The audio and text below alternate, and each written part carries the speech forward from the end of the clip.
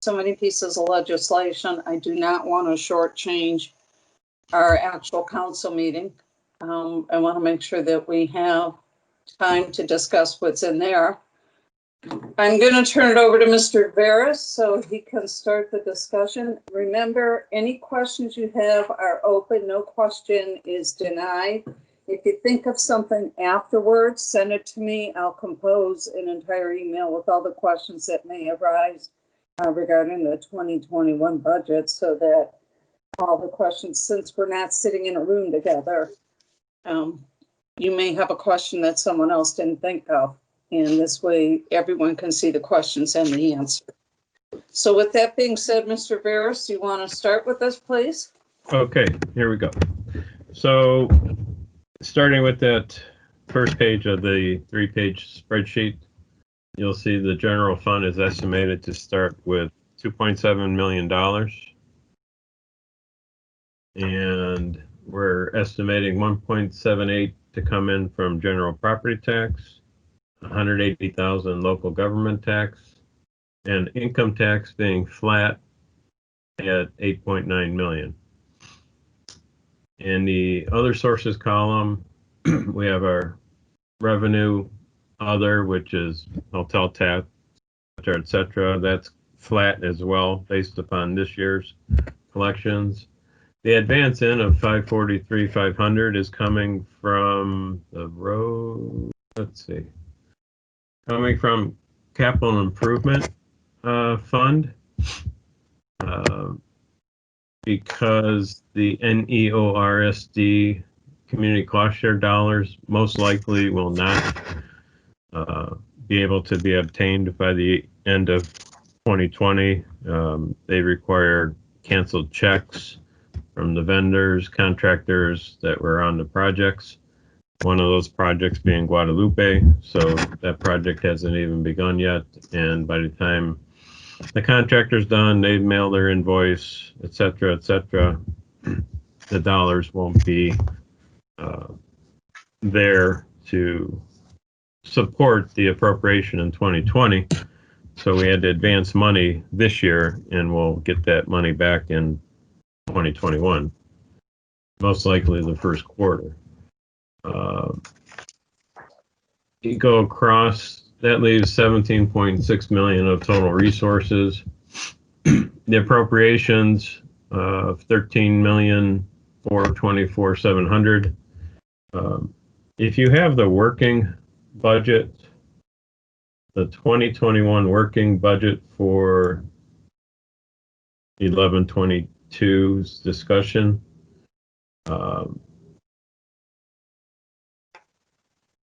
the amendment, I should say 1112. I mistyped that.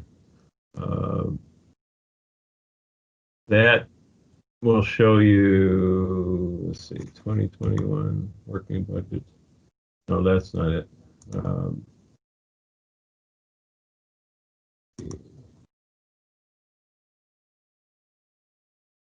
So many PDFs here.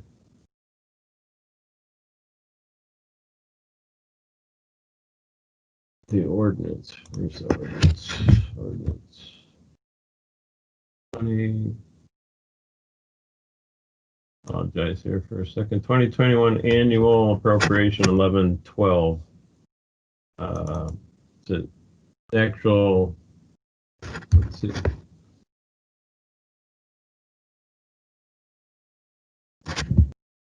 That 2021 annual appropriation 1112/2020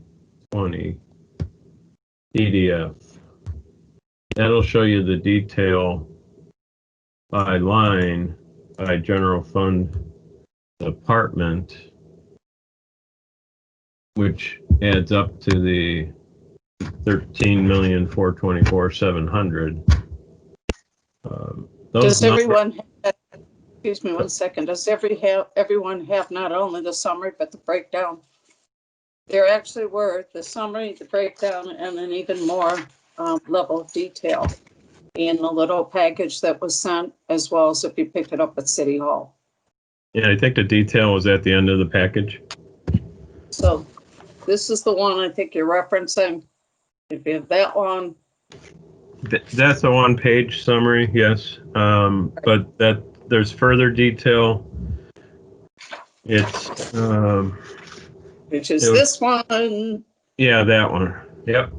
So we've got 3 different spreadsheets. And I don't know how much in detail you want to go, but I wanted to let you know that that detail is there. The dollar amount for the general fund is pretty much the same as it was for at the end of 2020, because as we discussed, 2020 has 27 pays in it. So there was no need to increase wages. Those wages were kind of already built into the 2021 budget, because you can kind of treat that 27th pay as a potential increase in wages for 2021 once the union contracts are settled. So we'll go back to the 3-page spreadsheet. The transfers out from the general fund, we can go back to the middle column, other sources, and we can detail each one that adds up to the 2.46. We're transferring out 50,000 into the retirement reserve fund, which is Fund 104. We do that annually to kind of set money aside for retirements for those that retire during the year. So not sure. I know there's one that's going to be retiring in 2021. I haven't heard anybody else yet, but we set 50,000 aside to pay for accrued benefits for those individuals. We're transferring another 100,000 into technology advancement as we continue updating software packages and programs for different departments. Finance department next year, and I think we'll start with building engineering as well. So we'll get those 2 kicked off and hopefully finalized in 2021. John, what's with the emergency reserve? Did we transfer that out to No. cover our short months? No, and then no, we transfer in? didn't touch it. There's still 500,000 in there. So what is transfer in 1 doing there? Because just in case we want to put more money in the future. Okay. Yeah. So that's a tool to allow me to do that. And we had to transfer out 2 in case we needed money from emergency reserve to the general fund this year. But there's a $0 amount there, and there was a $0 amount in 2020 as well. So we're transferring 900,000 to Fund 201, street construction, maintenance, and repair. That, along with the estimated revenue, which again, I'm estimating flat revenue for 2021. Those 2 combined help pay for our expenses in the street construction, maintenance, and repair fund. We're transferring in 75,000 into Parks and Rec. That, along with the wages, the municipal income tax and some program fees, help pay for those expenses that come out of Parks and Rec. Family Rec Center, we're transferring $200,000 into it. And typically we don't have to transfer as much, but this year we're doing the same because memberships are down, refunds are up. It's based upon income tax. Income tax is going to be flat. So we're transferring money, anticipating we're going to have to, but let's hope we don't have to transfer all that money next year. Parks and Rec Trust, this is typically where all the activity for Windmill occurs. We're transferring money in on an annual basis over the next 3 years to set aside money to make improvements to the parking lot. So this 50 transferring in is going to be encumbered as 50,000, and the remaining 8,000 for that fund is just utility payments that we make. So those monies, along with revenue we get from the facility itself, would leave 53,400 in that fund at the end of 2021. Spirit of Macedonia, we're hoping we can have that event. That's just an estimate of the revenue that we generate. The transfer in the next one would be the general bond retirement, 301. Transferring $270,000 into there to pay for general obligation debt. And you see the other two sources. Safety Service Fund will be transferring out 305, which pays for aerial tower debt and the new 800 megahertz radios. And the 675 comes from the road program, which pays for the debt service for the $9 million in 2018 that was borrowed for the road program.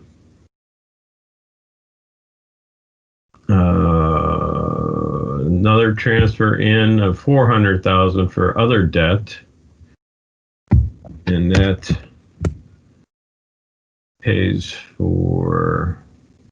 There's a list of that's mainly our leases and a few OPWC obligations we have as well.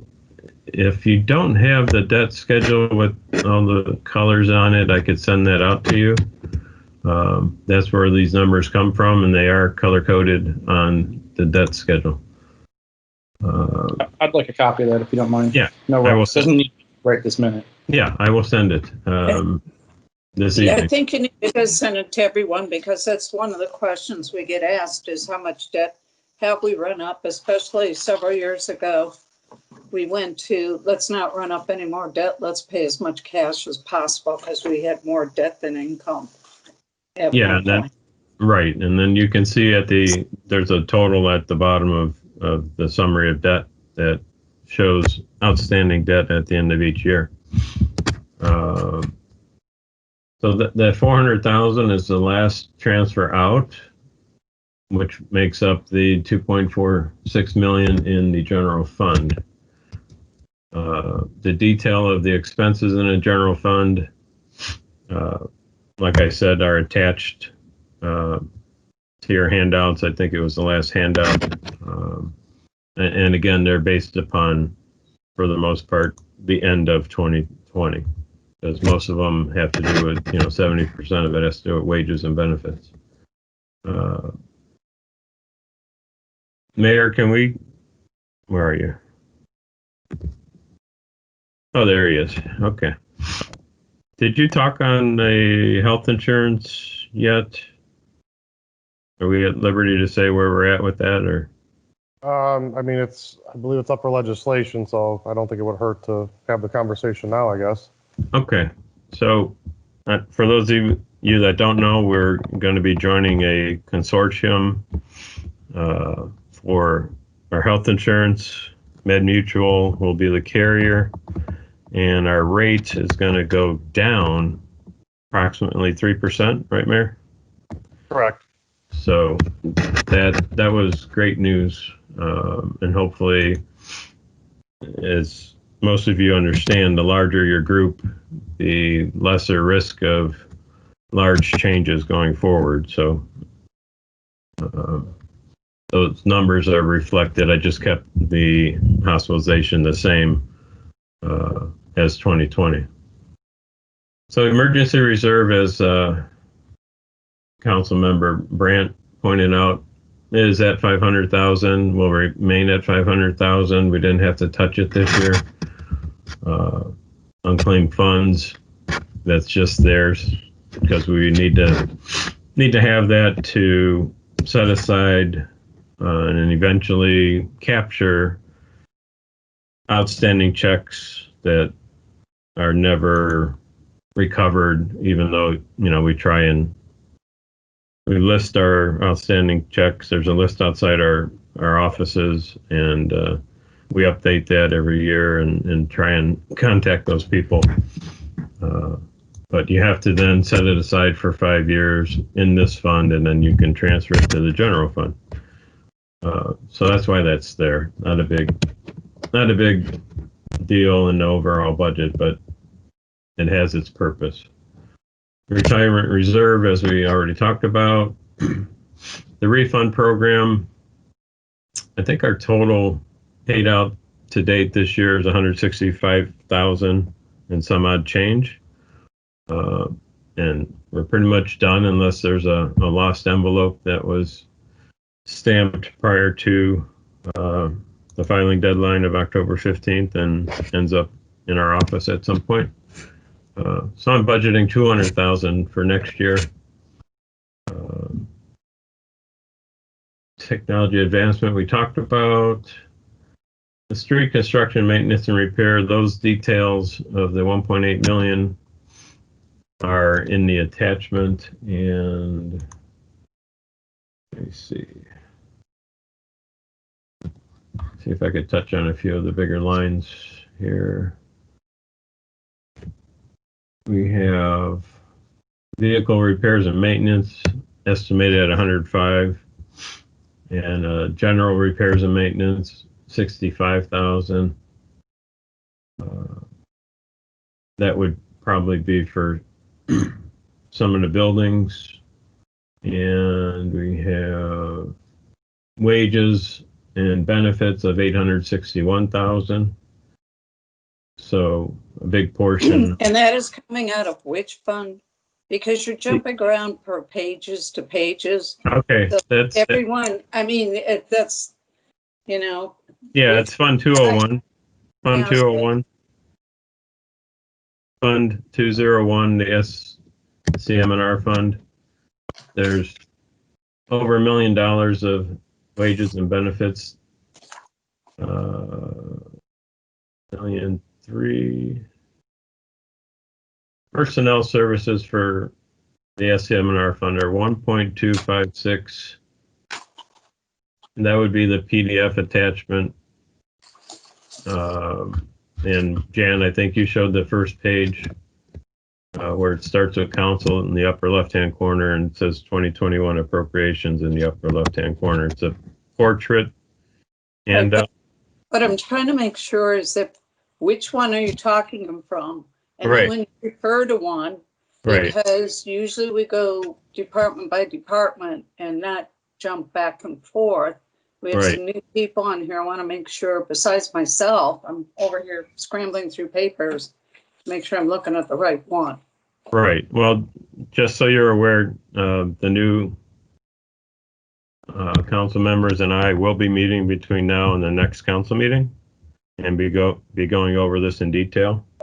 And anybody else is welcome to do that.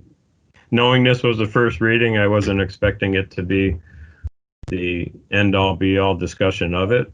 But I know you'd like to have it as a 3-read, so we prepared it to be placed on the agenda tonight, and then for further discussion. I think we have it on topic for the next meeting as well. On the next finance meeting, I think it is for discussion. So, yes. So I'll try and slow down then if it's okay with you, because I don't think we're gonna get through the whole thing tonight, and then we can continue at the next finance meeting. And like I said, the intent was not to get through the whole thing tonight. Okay. A budget always takes more than one meeting. No, I get it, and that's why I'm going to be meeting individually with the 2 new members and anybody else that would like to meet between now and the next council meeting in December, which is about a month away. So Well, getting back to 201, the street construction maintenance, 1.8 million, about 1.3 of that is wage and benefit related. The rest of that is repairs and maintenance related for our roads. Not the capital type of repairs and maintenance, but just the annual expense, cold patching, etc.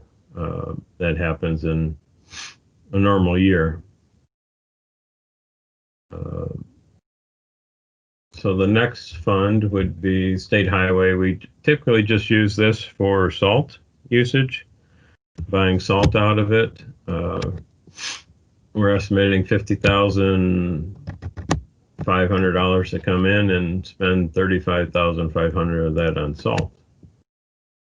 Permissive license tax, this is what we use on occasion. It's being collected by the county, and then we have to have road programs, projects that qualify in their mind for permissive license tax. This year we're doing Highland Road with a portion of that permissive license tax. So we don't have anything scheduled for next year. That's why there's no estimated revenue coming in for that, even though the county's collecting it. It doesn't show up on our books until we ask for it. So they collect about $5,000 a month on our behalf and keep a running tally. So as that dollar amount increases, we end up using a portion of it where we can. Highland Road Phase 2, I think scheduled for 2022, would be a good candidate for a portion of this portion of that project being supported by permissive license tax. Our Parks and Rec, that's the service department portion of Parks and Rec. There's a couple employees, right, John, that get paid out of there, and they handle basically the grounds, our parks, and I think there's 2 employees that get paid out of there.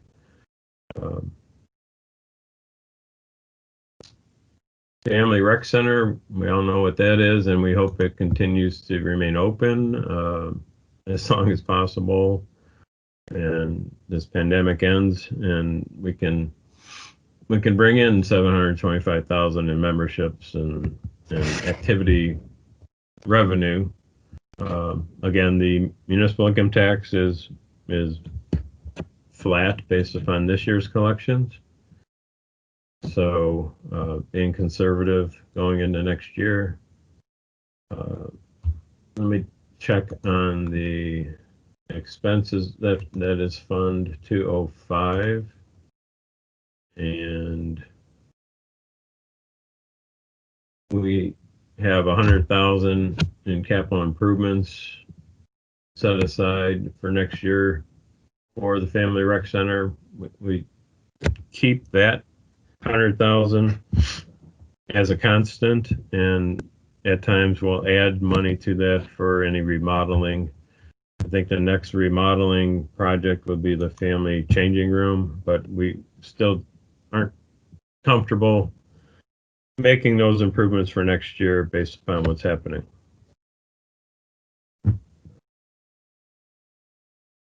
The Parks and Rec Trust, as I talked about, was the Windmill Lakes across the street.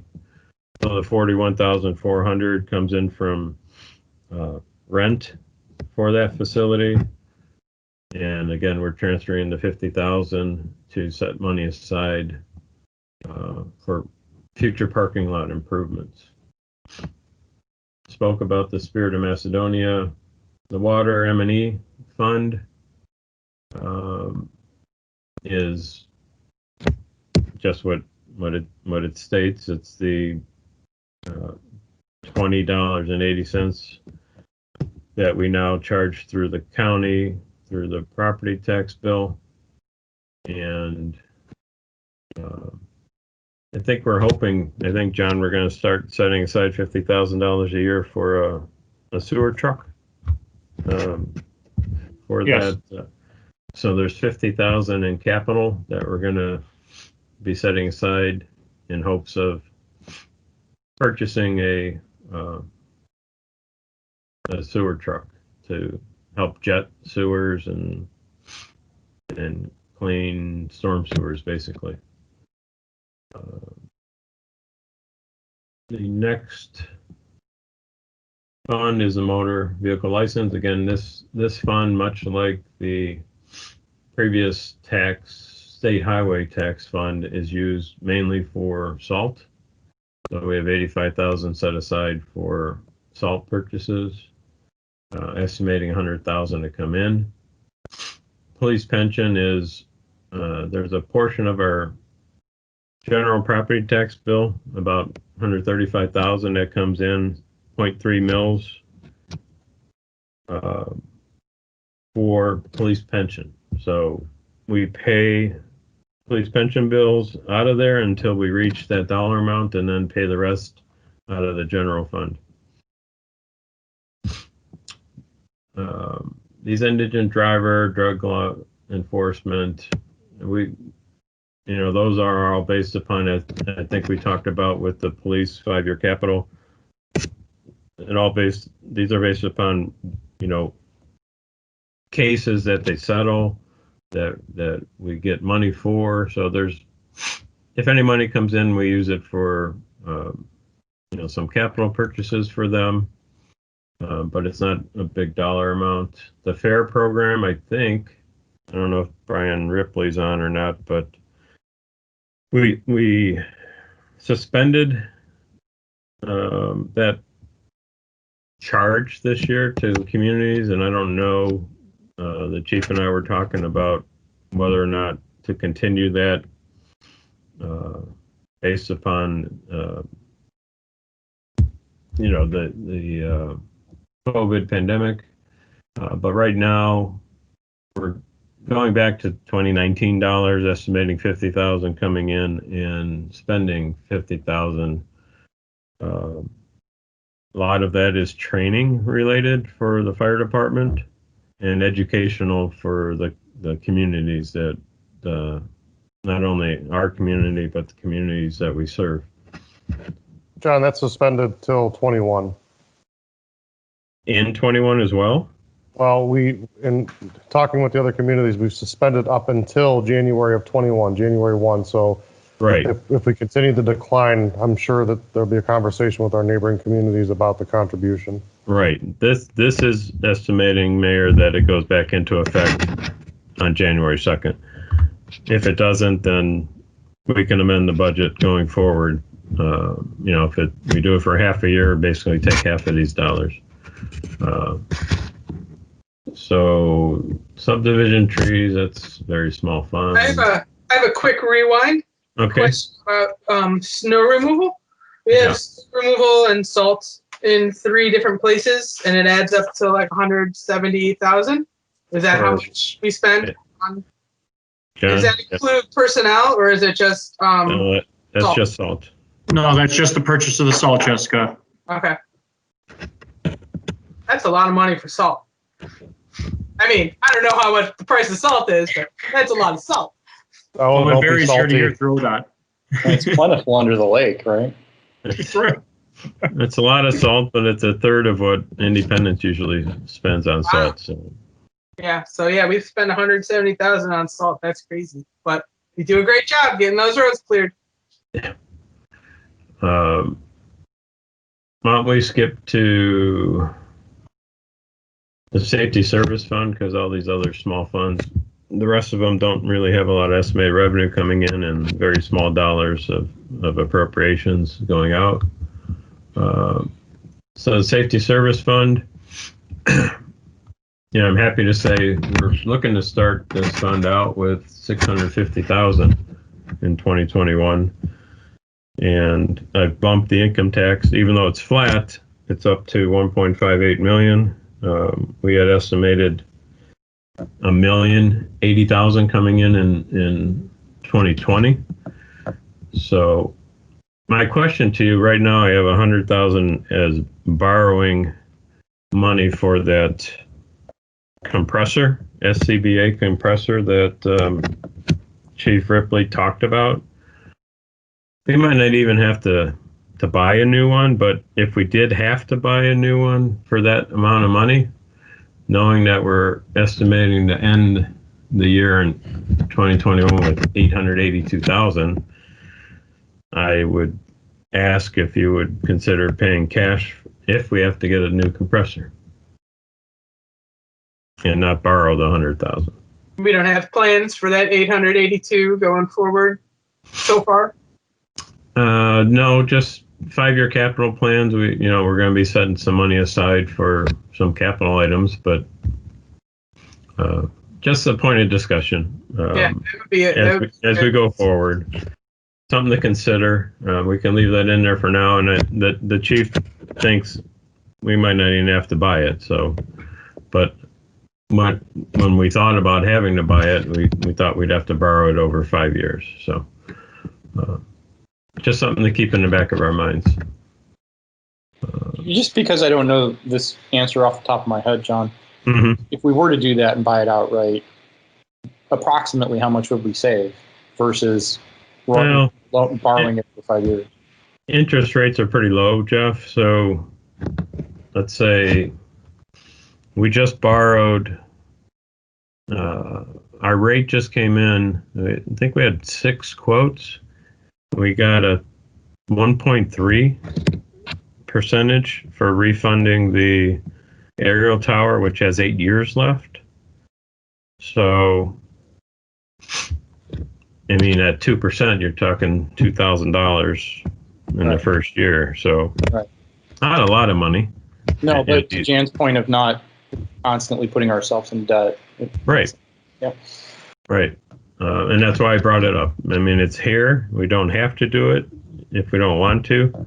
And we can look at the 5-year capital plan for the safety services going forward that it is being supported by Fund 280. Not all of their activity is supported by Fund 280, but some of the capital purchases are. We spoke about the general bond retirement, the special assessment bond retirement. Those are the current special assessments that are out there. And in 2020, I was able to identify some parcels that had not paid for quite some time, and hopefully we won't have to advance any more money into this fund to support those payments, because like Golden Link, as an example, when we do set that as a bond over 20 years, and you expect those parcel owners to pay 98% of that. And if they don't pay, then the community, the city has to advance money into that fund to pay that debt until those property tax bills, which include the special assessment, are paid. So that's why you see an advance in and an advance out in Fund 302, because we've had to advance money into there. In which that alerted me to something must be wrong, because there's not enough money coming in to pay the debt service for the special assessment. The other debt, like I said, I'll get you that schedule. That's all of our leases and a few OPWC payments. Our capital improvement fund, I'm happy to point out that we're planning to do the Family Rec Center parking lot. That's why you see a transfer in of $415,300 of which, if you look to the right of that line item, is for the Family Rec Center parking lot. If you say so. Y'all tell me that you're paving that thing. Well, it's back on there. That's pretty cool, pretty exciting. And you see the estimated revenue being the sewer district community cost share dollars that we anticipate coming in. And then we can pay that money back to the general fund. The department capital purchases that are paid for out of the capital improvement fund total $207,500. then we have our annual EPA compliance, 28,500 from that fund on an annual basis, which is then reimbursed through community cost share dollars. Our road program, we're estimating that to start with 500,000. Income is flat at 1.4 million. I mentioned, I think at the last meeting, that I'll have one more amendment in December, mainly having to do with our TIFs, because the county is still straightening out this year, and I don't know if they're done. I have to double check the dollars, but they were collecting and paying us the school portion when they're not supposed to. Maybe they got in that habit because that's what happens with Summit 1, or what is it? Summit Point, I'm sorry. They collect all of the dollars, give them all to us, and then we give them all to Huntington Bank. Even though each future TIF that was created in the city states in each ordinance that the county treasurer is to pass along the school's dollars to the school as if the ordinance did not even exist. So I'm going to clean up those TIF funds, and hopefully in 2021 I'll be able to add a few more transfer ins for 47, 48, 49. We won't get 50 because that's clean land, and it takes a year or two for that to go through the approval process of the county and then down to the state. And with people not coming into work, I'm sure the desks of the exempt personnel, people that review exempt property tax, even though a TIF still pays property tax, it falls on the exempt person's desk, like churches and other nonprofits that file for exemption. So I'm just using dollars that we've used last year and this year for the three TIFs that we were collecting dollars for. We're estimating 50,000 in sewer district community cost share. That's a portion of our road program. Some of the work qualifies for community cost share, so that's where that expense would be reimbursed from. And I'm estimating $100,000 coming from closing the road program purchase order. Typically over the last couple of years, the purchase order for the road program has come in under the contract amount. So, and it's usually a number higher than this, but being conservative, I'm using $100,000 to show that go back into the fund by not using that total encumbrance for 2020's road program. So then on the right-hand side, you see $100,000 for road materials, $55,000 for road pavement markings. Those dollars come from the 5-year capital plan, if you recall. We have stormwater, which is a maintenance line on the stormwater page for the 5-year capital plan. We're estimating a total of $778 for the road program itself. LED lighting, we have a line each year to update street lighting to LED. That's $48,000. Then we have Rita's fees and the state's fees, which are related to the income tax that comes in. There's a fee that they charge us to collect that on our behalf. Small right-in, right-out costs that might not, I think part of that is we still have to pay for the monument sign, and I think this was the architect fees for the monument sign, so we might at some point have to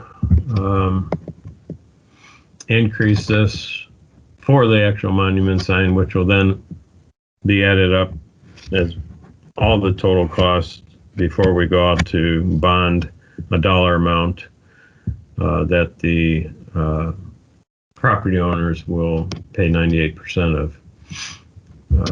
We're transferring out $61,000 for our portion of OPWC, the Ledge Road project that we shared with Northfield Village, and the Valley View Road project. And you see, Jeff, I think you had asked when those end at one of the earlier meetings, and you can see on the spreadsheet that it has 20,000 or 2,048 and 2,038, I believe.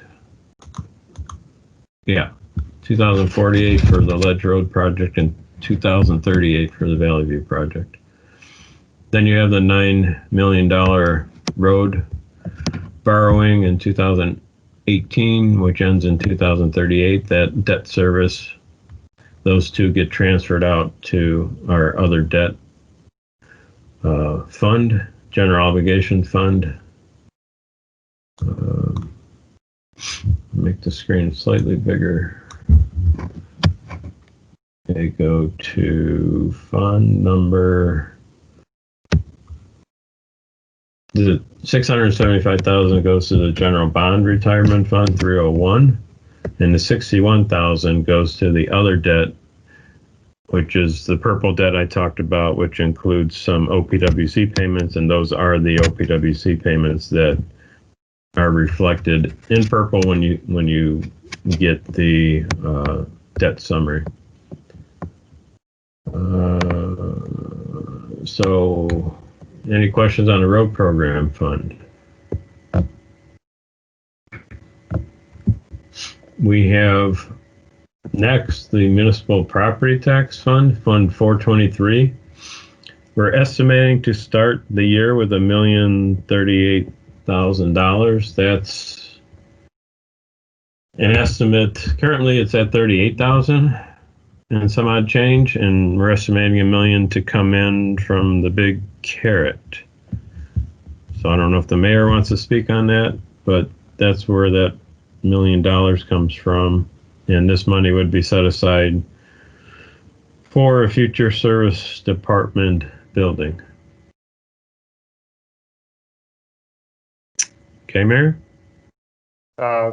Probably shouldn't go there yet, but yeah. Oh, okay.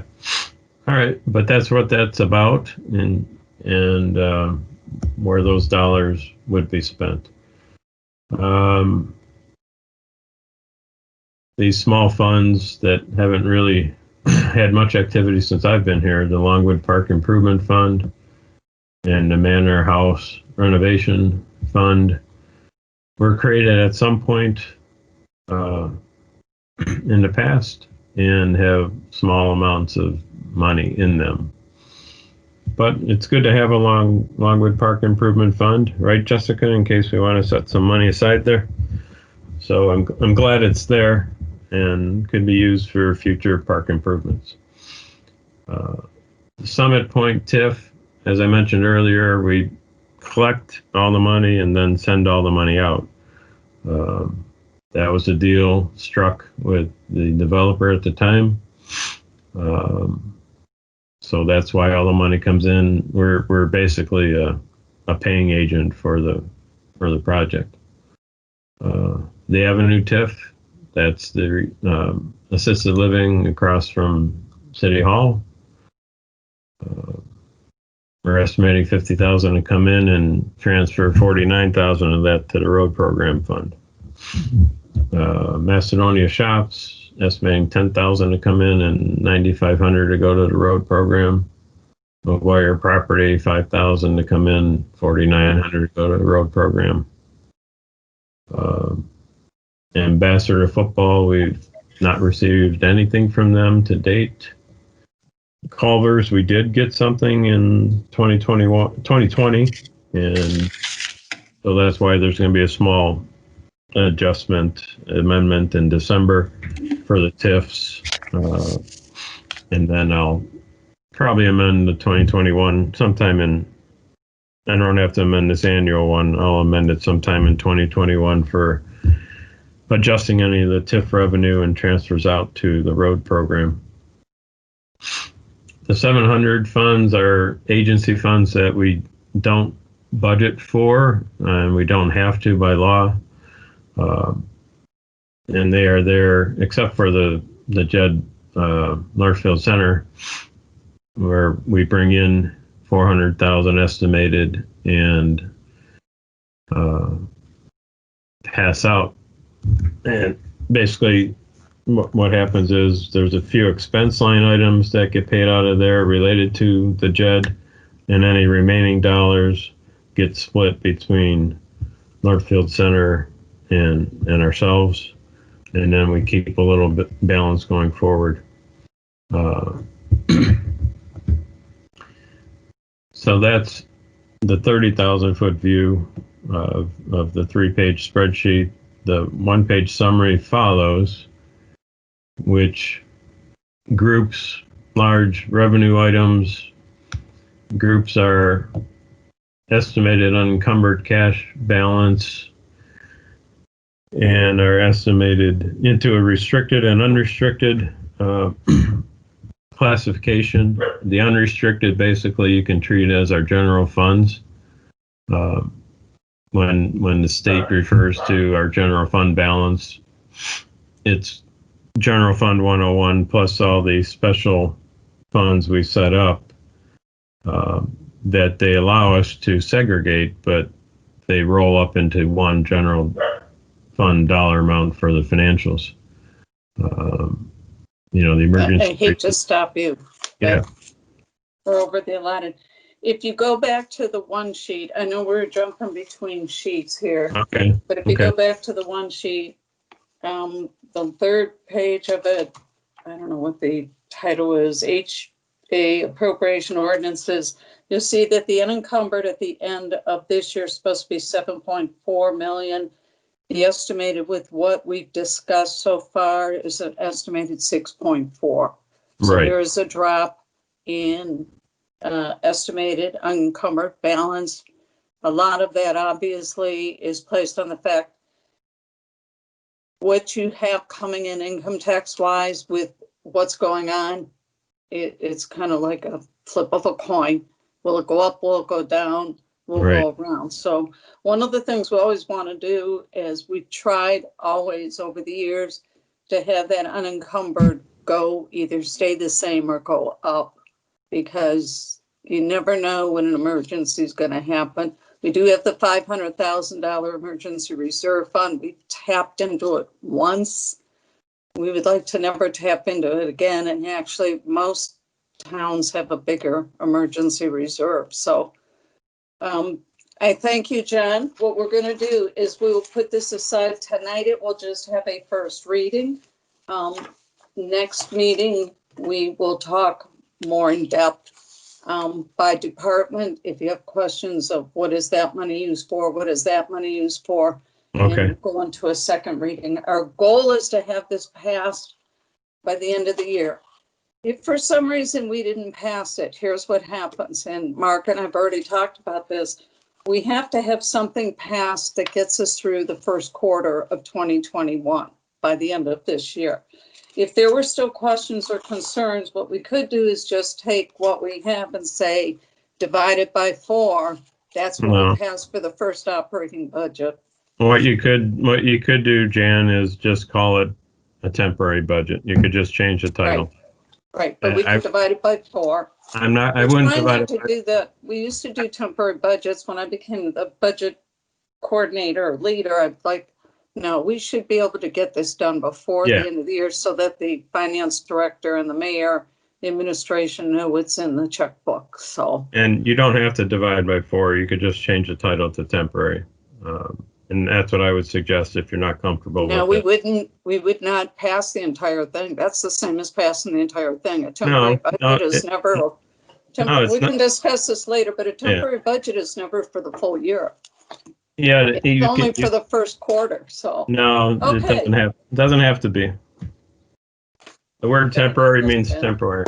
Temporary. Okay, moving right along. You should have gotten 2 emails. One talking about the minutes, actually 3. One that assigned who's doing what. I just think that's easier. We have the approval of the minutes, and then Amanda was able to get us out the special meeting minutes. Amanda, are you feeling okay? Good. She, As not COVID related, guys, but Yeah, no. you If can my share voice if you starts want. sounding funny, sorry, my throat still hurts a little. But she hit the typical fall disease, So I'll take care of those, but we want to start out then with, and we are removing the one that was on here. We'll get to that at 72. So the minutes will not just, I will add the November 5th special meeting minutes, and we'll do the October 22nd ones also. So starting out, we want to do the resolution, well, it's an ordinance 69, the signed one that was kind of pulled and now it's back. Mark, did you want to talk to that? Sure. So council may remember December of last year, you did actually pass an amendment substantively to the sign code. This is kind of a lingering end to that amendment. What had happened way back when, council had separated out part of the sign code, specifically the definitions from chapter 1179, and inserted those definitions into chapter 1133. What this ordinance does before you is both amend the definitions to reflect the previous amendments that you made in December, and then move it from chapter 1133 back into the physical sign code, chapter 1179. The thought being it's more logical, people will be able to locate those definitions more easily and make the code more user-friendly. Questions? It was more process and procedure, and Mark said, nope, not yet, but now we're ready. This is Dave's offering, and Jeff is the second. Mr. Guidetti, do you believe 1, 2, 3? It doesn't have to be, it's really up to you, but I don't see any reason to delay it if council's comfortable passing it. Okay, Oh, actually,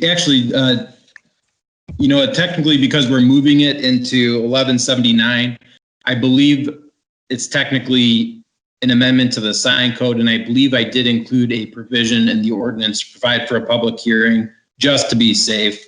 So I would recommend setting it out and having that public hearing just to be safe. okay, so we'll do first reading. Here's the question, how are you going to do the public hearing?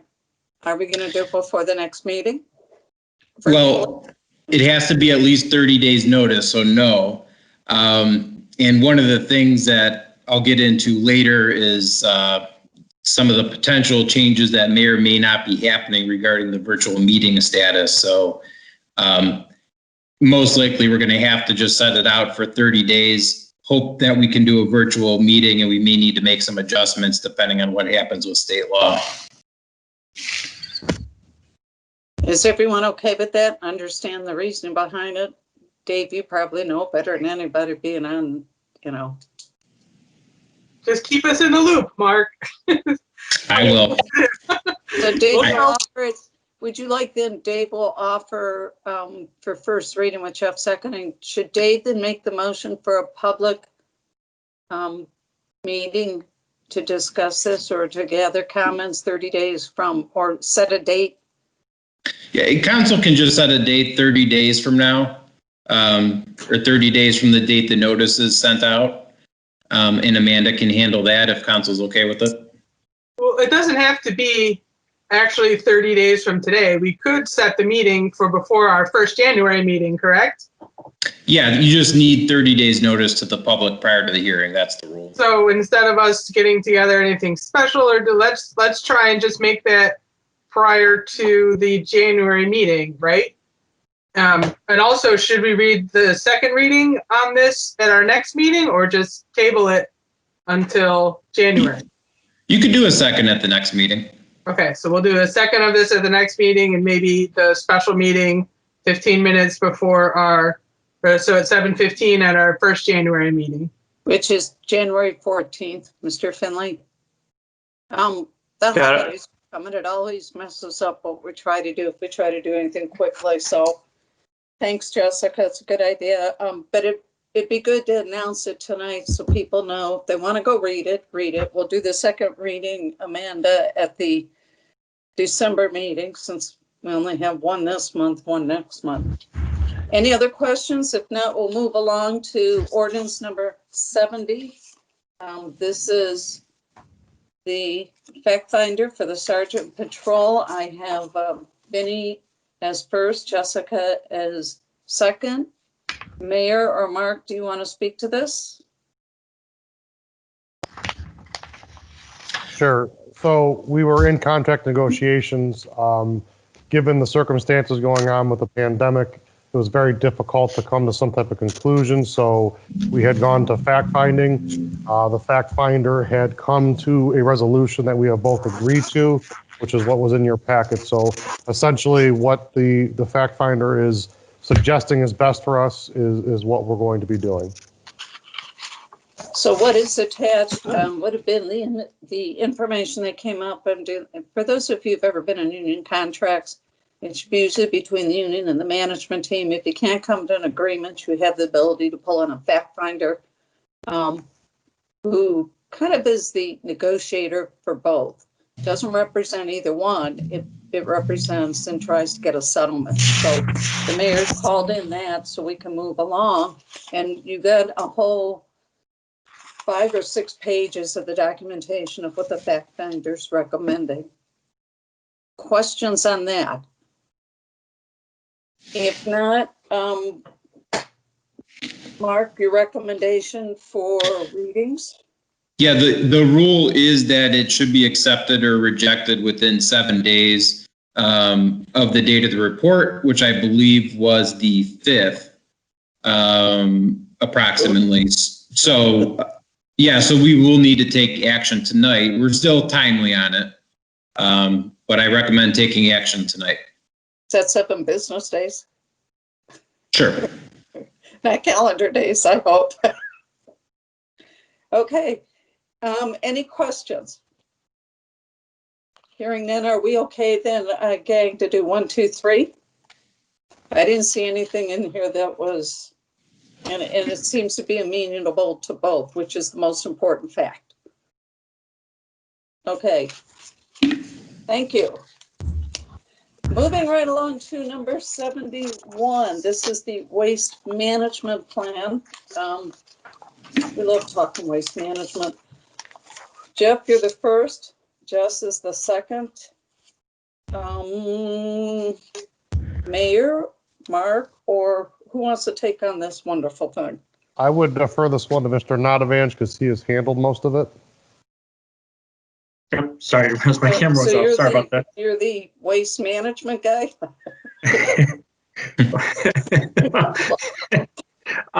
Sure, yeah. This is Summit County Reworks developing their plan for the waste management. This is kind of an expedited draft plan right now because they're mandated to have completed by the end of November, or EPA will draft their plan for them. This plan, nothing's changing in the plan from the time that was agreed upon in 2014 by the communities. But to have this plan in effect, they need 60% of the population of Summit County communities, and also all of the city of Akron, for them to pass this. So they're asking us for kind of an expedited move on this. It is a draft. But I've seen nothing wrong with the plan, that there's no changes to it.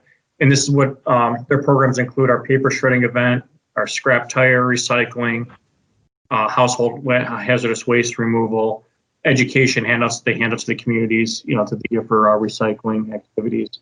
So they apologize for the expedition of this, but they're kind of under the wire with COVID and everything, trying to get this handled. Questions? Mark, do you see any issue with what was written legally?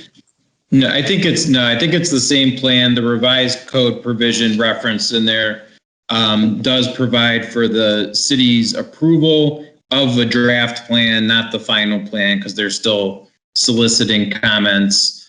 So it's really up to council. You have 90 days to approve it. I think they're requesting, as Mr. Nadavanje referred to, that we do that sooner rather than later, though. Does anybody have any questions on what they were provided? Are we just agreeing to a plan? We're not approving or paying anything? No, there's no payments to the city. Okay. It's just approving their plan. I was just curious if there was any dollar amount involved in it. Thank you. Any other questions? Hearing none, is everyone okay with 1, 2, 3? Doesn't really have anything gigantic in it. And thank you, John, for being our stormwater management expert. I know who to call now. Waste. Waste. Yes, we're just going to call you Mr. Waste. Okay, the next one up was 72. And you saw my email after speaking with Mark. This does not have to happen. Mark, do you want to give any more explanation? I basically gave what you had told me, so. Yeah, right. So for anybody listening, there's basically two ways that federal dollars being funneled through the CARES Act can be expended by someone who's other than the direct recipient. Here, Sagamore Township is interested in paying some of their regionalized contracts with CARES funding. They can do that directly with the city of Macedonia, since we do have service, separate agreements with the township. The sub-grant agreement would be a separate way to do that, but not necessary. And by not entering into a sub-grant agreement, there's less responsibilities the city would have at the end of the day. So purpose can still be accomplished without it in a more streamlined fashion. So the bottom line is Sagamore Hills can determine what to do with their funds without us writing an agreement. Correct. Wouldn't that be similar to us? We control the money that comes in and how we're expended. We don't. If we have a separate contract, they don't care how we pay for it out of the checkbook, right? Correct. Okay. Now, if we were in receipt of more federal dollars than could be expended by Macedonia, and there was another community who needed funds and had a proper COVID-19 CARES Act purpose, then you could have a sub-grant agreement with them, even though you don't have an independent service contract for X, Y, and Z. Okay, so the bottom line, guys, is we are not going to discuss it. Do we even need to mention it? No. Okay. So you can just throw that. It's bold. Yep. Just throw it over there. Okay, so, and Amanda, remember this, the next one then will be, and Mayor, it will be 73 instead of 74. We just love challenges, we like to make things happen. Wait a minute. Oh, wait a minute. 72. Becomes So the next one is 70. Yeah, the 73 next is one 70. becomes 72, which is Jessica first, or Jessica offers, Vinnie's the second. Mayor, do you want to talk about the occupancy? Jan, I don't mean to jobs interrupt you, program? but didn't you Yeah. say that you were keeping it the same so that 72 would still be you and Dave, then 73 would be Jess and Vinny, 74 would be you and Jack? Didn't you say you wanted to keep it the same with the numbers? No, Yeah. the numbers go down by one because we threw out 72. I think she meant take 72 off of both the actual agenda as well as the list of who's going to motion and second. Right. So 72 now Well, is the occupancy with Royal Chemical. Okay, wait a minute, Jessica wait a and minute. Vinnie. Did Okay, I but say you that still- right or wrong? But you still have we still have a number 72. So No. in the email you sent out, 72 for who is offering was you and Dave for 72. No, No, it was Jessica and Vinnie for 72 originally. Right. No, it wasn't. Yeah. We were 73. 72 is Jan and Dave. Yeah. 73 now becomes 72, which is Jessica and Benny. So I Thank guess you. we're just getting rid of, Yeah, we had we are to, not shifting the people who are reading them. We are deleting Right. both Yeah. that number just changing the and number. the assignments. So basically what you have to do, Amanda, is take the 72 on the list of who's going to offer in second, scratch it off, and from 73 down, renumber at 72. So we're just going to omit 72. We're not just going to just completely just renumber and just go from, and then we'll just renumber 73, Well- 72, and then go so forth. So we resolution We are 71. renumbering the ordinances, but we're not renumbering the list of people who are offering it. Right. So 72 becomes 70, or 73 becomes 72, but me and Vinny are still doing 73, now known as 70. Got it. Got Okay. Okay. I Okay. just thought that we would have Yeah. just got rid It of could have that. gone two ways. We made it Right. interesting. And that's but kinda what I- thought to make it easy, we'll just keep the same people. Okay. All right. Yeah, I just kind of thought. That's Yep. okay. So Okay. Alrighty. the mayor's got to ask about the number, so we'll see if you scratched them all down one, just to make it interesting. All right, so the new 72, aka 73, Jessica Vinnie's. Mayor, did you want to talk about this? This is the Royal Chemical Company. Wow, did you guys complicate that one? I think I got it though. Yes, I would love to. So the Royal Chemical Company had been looking to expand and add employees. We had worked on this for quite some time, and there was a lot of different entities involved with it, but they were essentially looking at potentially moving, and through much negotiation and strong consideration and establishing the good relationship that we've already had, they've decided to stay here and expand. So I'm happy to offer the mop to them at this point and keep them in town and also expand. So that's why we offered the program that we did, and I'm very happy to have them stay. Questions about the program? If you read the 4,000 pieces of paper that Mark puts together. And Royal Chemical is on South Freeway Drive. In case, drive, that's where it'd be. And I think that's one of the few things that was done eons ago, is that street was maintained to be more industrial instead of having industrial and residential mixed together. The only non is truly retail, and industrial is Reineker's. Is probably the only different type of facility. Any questions? Mark, do you have any words? I do not. Recommendation? Third reading, please. So we want to do 1, 2, 3, unless I hear any disagreement. Going, okay. Moving along to 73, which is the expense changes again for this year. I've got the first and Jeff is the second. Is Kevin still here? Yes. John, Yep. anything Go you ahead. want to say? You We, gave it, I'd like to say, first of all, thank you for the cover sheet that you gave that explained what was going where, but yeah. And again, the main reason for the change is the 27 pays that fall into 2020 now that we're moving the pay date of 1/1 back to. any questions on any of all the blue and the green And basically all this was covered in our last budget meeting, correct, John? You mentioned all this? Correct. Yeah. Correct. Yes, correct. I don't hear any questions. We usually, unless there's something major that we weren't aware of, you do 1, 2, 3. Yes, please. Anybody? It's dark at your house, John. Anybody have a concern with Yes, that? please. That maybe you're out in a spooky house. Okay. If not, we'll do 1, 2, 3 on that one.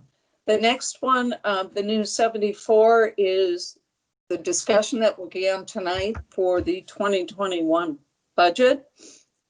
We had an agreement that we would do first reading tonight, followed by the special meeting on the 7th, if I remember correctly, for the second reading, and then doing, oh, hello. This is kind of man who got on the news about his kid coming in with the camera. Yeah. Leo. Jessica, we Yes, need dogs. I know. They don't want anything Yes. to do with this anymore. They're totally over council at home. No, I think it was the finance part of it, Jess. Yeah, they were good until we started talking numbers. So for 74, I'll do the offer for the first reading.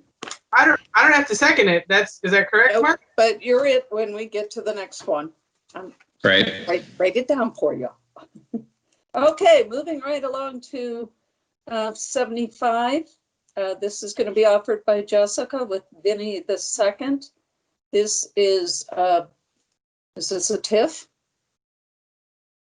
So we have I'm Who sorry. would like to speak to this, Mayor? Or I would guess- you like one of the guest speakers? No, I've shunned them away. This is another thing that's great for us because we have what I consider to be one of the best TIF people in our area because he's done how many now, John? Over 60. Over 60. So I think he has a pretty good grasp on how it works, what to do, how to handle it, and make it as effective as possible. So obviously with the new clean land car wash coming in, when it's a new building, we can put a TIF over it, which puts the dollars back into that area for improvements. And I want to thank Director Veras for getting this done and pushing this through. And it's another benefit for the city, the residents, and the new business. Thank you. Do you know when they're going to open? I don't. I think they're awfully close. I know they have to go through some final inspections, so I would imagine within the next 30 days. And will there be special signs to assure that they know that's the car wash and not the entrance to 271? Where it's at it's going to be interesting. I've thought that all along myself, but I mean, really, there was a house there prior to, which I thought was a little bit awkward to be there on the side of a highway. So I guess a car wash isn't such a bad idea either. So yeah, I'll look back at the signs and I'll get back to you. I don't remember what the diagram had on there, but I know it's been labeled properly. It's just I don't remember where the sign is. So I'll let you know on that. That's Yeah, part the of the house actually was, strategy. the house was vacated when the ramp was changed. The last people in that house was the Chamber of Commerce. That was eons ago. No, believe it or not, someone actually lived in that house. I was unaware of it, but someone did live in there. Okay, so any questions? If you leave it on first reading, Jan?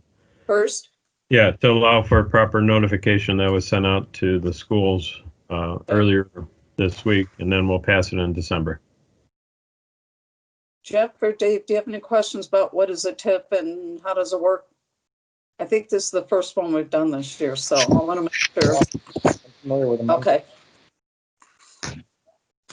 And I don't want you to think that we just, first of all, we shouldn't do everything as 1, 2, 3 anyhow, unless it's an emergency. So we give the public the time to give us their feedback. So, okay. So we'll do first reading on the 75. So Vinny, you don't need to suck up, but be prepared for next time. Gotcha. 76, you all got the absolutely beautiful pictures of the red vehicle. Unfortunately, when I printed it, it comes out blah. I don't know what's going on with my color. This one is for Dave to offer, and I'll be the second. Mayor or So essentially, this is several vehicles that are of no use to us anymore. The first one would be the Ford Edge, also known as the Pumpkin. It's actually orange. It was the chief's vehicle. It went in for an oil change, and upon inspection, they had discovered that the frame was cracked and at any given moment could basically break in two. So we've decided to get rid of that vehicle. The second one was the former K9 vehicle for the police department. I believe it has, John, correct me if I'm wrong, 140,000 miles on it at this point. Yes, Mayor. Yep, So 140,000. Ford Explorers aren't made to last much past that, especially for a police vehicle that runs all the time. It definitely puts wear and tear on the motor and is not a good thing. So we're going to dispose of that vehicle as well. I don't think there's very much value in either of those at this point. Questions? So these, explain the fact it goes out on the auction. Yeah, they're going to put them out to auction. Likely both of these vehicles will be used for parked cars. I don't very much used. There may be a little life in the Explorer, but not much. And the money you're going to put in to keep it running is probably not worth it. So they'll probably be parts cars. And the auction site, that's open for public. Yes, that's open for anyone. It's not internal. So if you're interested in the orange-red car, I mean, you have Hey, the opportunity. And is there an opening bid price on auctions? I'm not sure. John, do you know? Yeah, depending on the vehicles, that is something that I work out with the auctioneer, if you will. But like Merit said, there's not much value on these. And the hard thing is that I've come across trying to price these out as being municipal vehicles. They take a drastic hit on value. If you're looking at Kelly's Blue Book, it may tell you it's worth, X, but being municipal, you can cut at least half, if not better off. So, but I'm going to discuss with the company once they put them up for auction. Sometimes he recommends just leave them open and let them go, because he's up with the trends, what cars are going, what are more popular. So his judgment's been right so far with us. So we'll be discussing that once we're ready to put them up there. So Okay, it's obviously not going to be in the Las Vegas one that they show every year. I got a guy downstairs who watches that, and I said, do you realize you can't even afford a tire on those cars? Yeah. For those of Mayor, you can that you aren't move Mayor, over to the right question? a little bit, Mayor? I'm sorry? That lady's scaring me behind you. Can you move Oh. over? I could put the turkey over there if you'd like. Is that better? There, Any that's better. questions? Vinny, did you have a question? not a question, Mrs. Tully, but just so people are aware that, a couple of years ago, there was an alert put out on, or an update put out on the Ford Explorers used as police vehicles, that for every hour they sit at idle is equal to an additional 37 miles. Plus the one was the dog car. So if you're me, I'm allergic to animals. So, I mean, there are certain things you got to take a look in, but I think we're happy to get whatever dollar amount we can. Okay, that one, I think we agreed to 1, 2, 3. Unless I hear something, that way we can maybe get $1.50 before the end of the year. Next up is the 77. Mayor, did you want to talk about this? Is the health insurance. I know Mr. Ventura and I were on that yesterday. We're Fideli, who does our liaison work and is our agent, has been excellent since we brought them in over the years, and looking out for the city as expenses, as well as making sure that the coverage is what the employees need or want.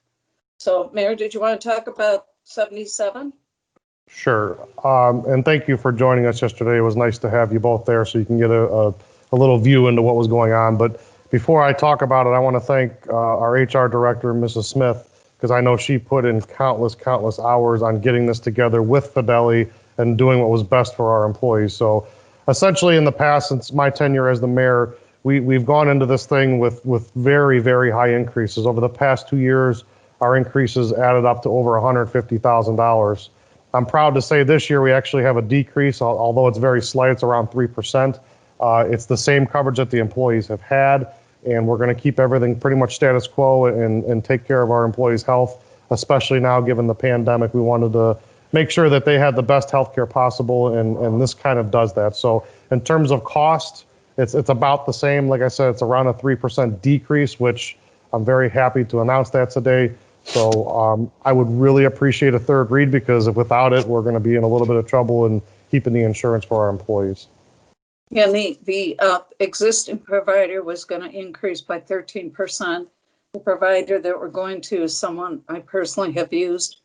I didn't make a comment yesterday because luckily there wasn't a lot of, like last year, there were a lot of questions and comments, and I was able to explain who I have been working with. So I think this is a good program, and the provider is very good. And the other piece to touch on too is that joining that group that we're going into is a bunch of other cities. Actually, there's a mayor that Jan, you and I know very well, Mayor Wheelo, that I was going to reach out to and kind of have a conversation with her, because she is also involved in that, to kind of see how it went for her as well. But everything that I've read about, I've been told this is going to be a good thing for us, and it's only going to help us in the future. And what I'm trying to establish with our insurance is consistency, because these changes every year to different carriers only makes it much more difficult to adjust, because there's constantly issues and problems. As I related to with Mrs. Smith, she spends an inordinate amount of time every year dealing with this because we keep changing carriers. This should level things out, and I hope moving forward we can stay into this carrier and not have those issues. And for those of you who have watched regular TV and seen these 6,000 commercials for insurance because of Medicare, this is what goes on all the time behind the scenes. So our HR director has to deal with this all the time. And it is, it can be very frustrating. And I know Annette at times, gets right in there and digs her heels in to say, no, this is what they need and this is what we want to pay, because there's co-pays in there. So the city has a bite in it. But her and the mayor's first is, what can we do for the employees? And So thank you. Mrs. Tully, she's not here this evening. She had asked for a break, some time off. So Well, I given was the going to work, call her and ask her about dental insurance. Come on, geez. given the work that she's put into this, I told her she could probably take tonight off. Who is offering and seconding this? I didn't catch it. We're going to have Jeff, and I'm number 2. Thank you. Jeff is the offer, I'm the other. Then the last one is smoking. Vinny will be offering, Dave will be the second. And Mark, would you please speak to this? Sure. So the primary change to this local code provision is to reflect the changes that have been passed at the state level to increase the age at which someone has to be to purchase tobacco products. It's now 21, used to be 18. So that's the main change that this makes. You can see this also now includes vape products, tobacco vaping products, and electronic devices used to intake tobacco. And I will note in the definitions section, which is the first section A of the ordinance, we did actually include some changes being proposed at the federal level to definitions to make it a little bit easier for our officers to identify what's included and what's not.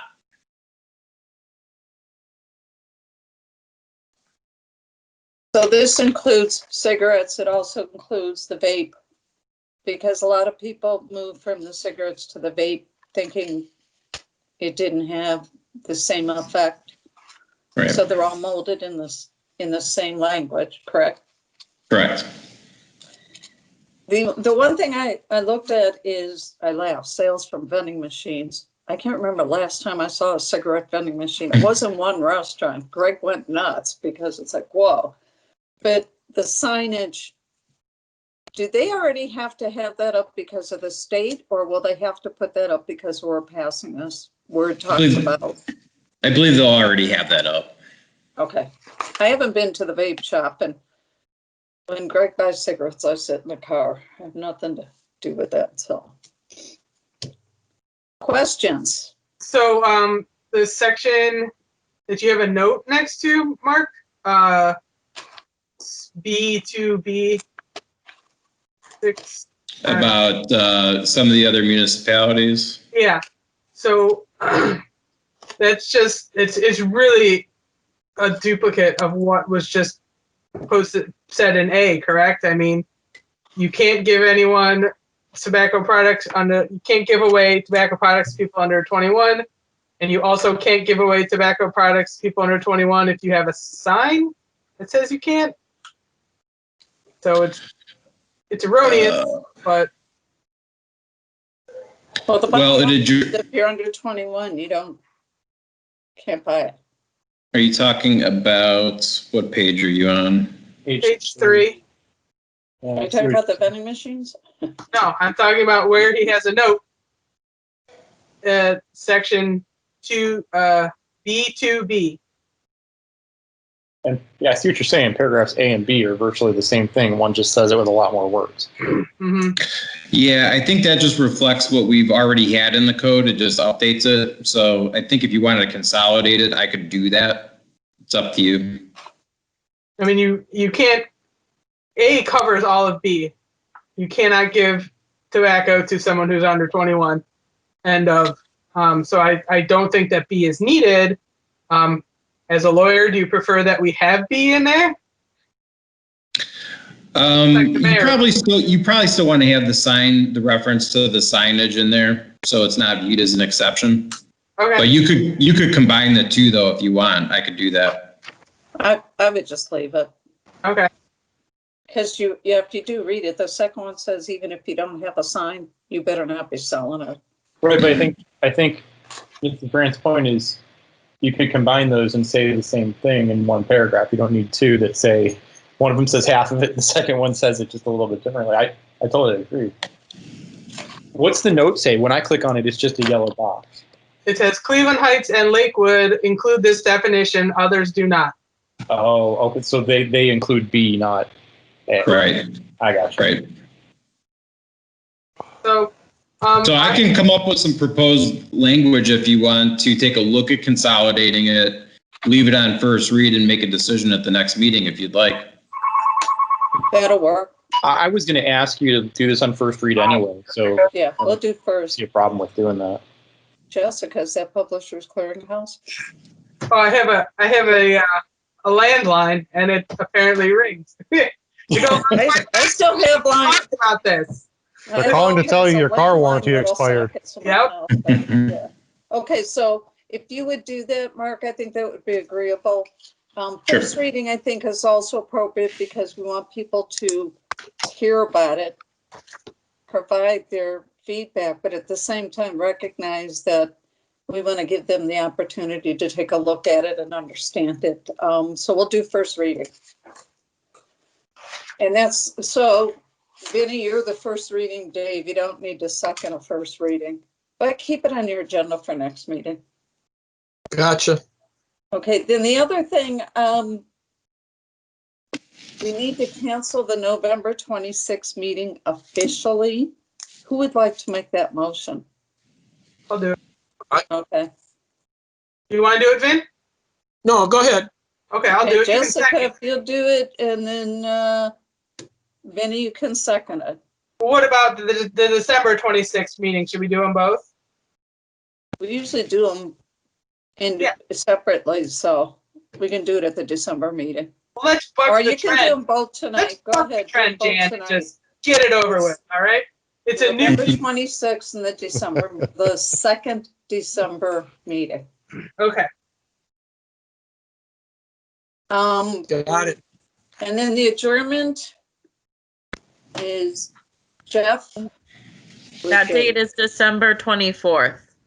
Yes, Oh, yes. because Santa Claus will be here. That makes sense. Thanks, Amanda. Oh, wait, Santa Claus might not be able to come. They canceled the Macy's parade, so what else? My favorite thing to go to. Okay, any other questions? Otherwise, we've got the meetings scheduled to be canceled, got the adjournment, and we've been through a lot of legislation tonight, so I appreciate, first of all, you all coming in for the budget at 6, and then being flexible to move right into the other. Thank you, Mr. JV, who's still in the dark. It's yours. It's 7:30 on the dot. Can we take like a 2-minute break, please? Would that be all right with everyone? I think it's in order. I Let's think the that would public. be incredibly. It's your meeting now. It's the public. Yeah, I'm going to propose at least a 3-minute adjournment here. We'll be right back. Okay. Seconded. Thank you. No, we don't need a second.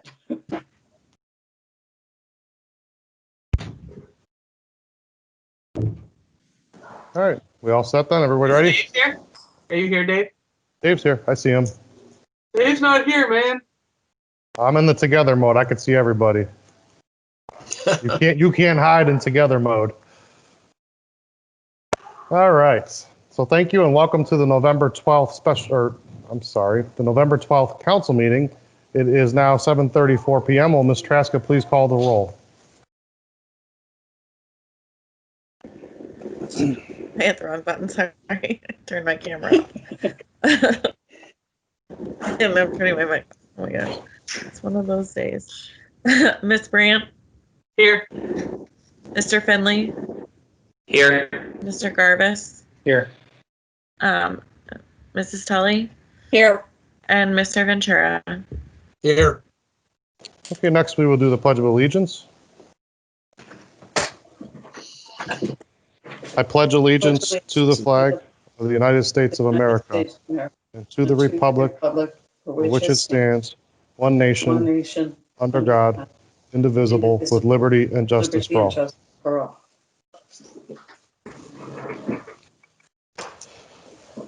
Okay, next on our agenda is the approval of the minutes of October 22nd, 2020. Mayor, I'd like to make an addition also that we will be approving not only the October 22nd, but the November 5th special meeting minutes. So I make a motion that we approve both of those. Second. All in favor? Aye. Aye. Opposed? Okay, move right into public comments. Ms. Traska, do we have any public comments this evening? No, we do not. And we'll move right into pending or new legislation. First up is ordinance number 69, 2020.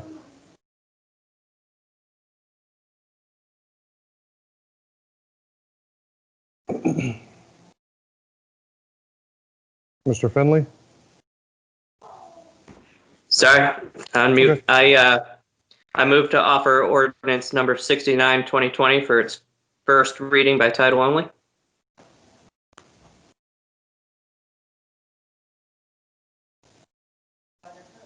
You're muted.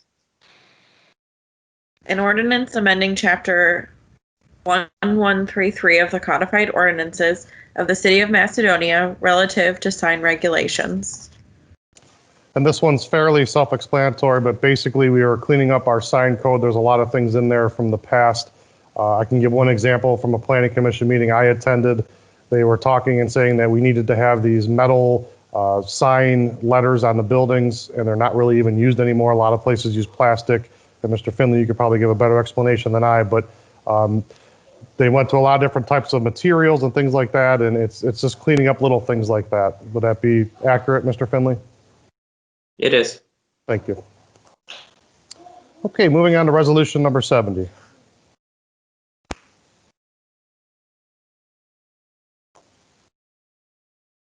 You're muted, Mr. Ventura. Muted, Vinny. You're muted. I did it. I did it also. I would like to submit resolution number 70, 2020 for its first, second, and third reading by title only. Second. All in favor? Aye. Aye. Opposed? An emergency resolution acknowledging and accepting the terms set forth in the report of the fact finder relative to the sergeant and patrol officer bargaining units of the City of Macedonia Police Department. So essentially, this piece of legislation wraps up negotiation for 2 of our 5 bargaining units. Given the uncertainties with the coronavirus pandemic, we were having a lot of trouble deciding where we were going to head with it. So a fact finder had come in, and basically their recommendations are what we're going with. The good thing is, if we were to continue on with that, that can get to a point where it's not favorable for either party. So we're accepting the terms on both behalves, and I think it's what's best for the city and our employees. Mr. Guidetti, is there anything else you'd like to add to that? No, yeah, the end process that you just referenced there is conciliation for strike prohibited units, which both of these are. So it's always good for both parties to come to an agreement and know what they're getting without having somebody else make the decision for them. Thank you. Any further discussion? Mayor, is this the final contract negotiations of the year, or are you still negotiating with other unions? So we have 5 bargaining units. This wraps up 2 of them. This will be complete for them. This is a 3-year contract. It actually started at the beginning of 20. Again, the difficulty that we had was the pandemic hit. We were in negotiations in March. We were on track to get things wrapped up much sooner. When that hit, the uncertainties kind of threw us in a loop, so we had to figure out what to do, and this is finalizing 2 of the 5 for the 3-year contract, which includes 2020.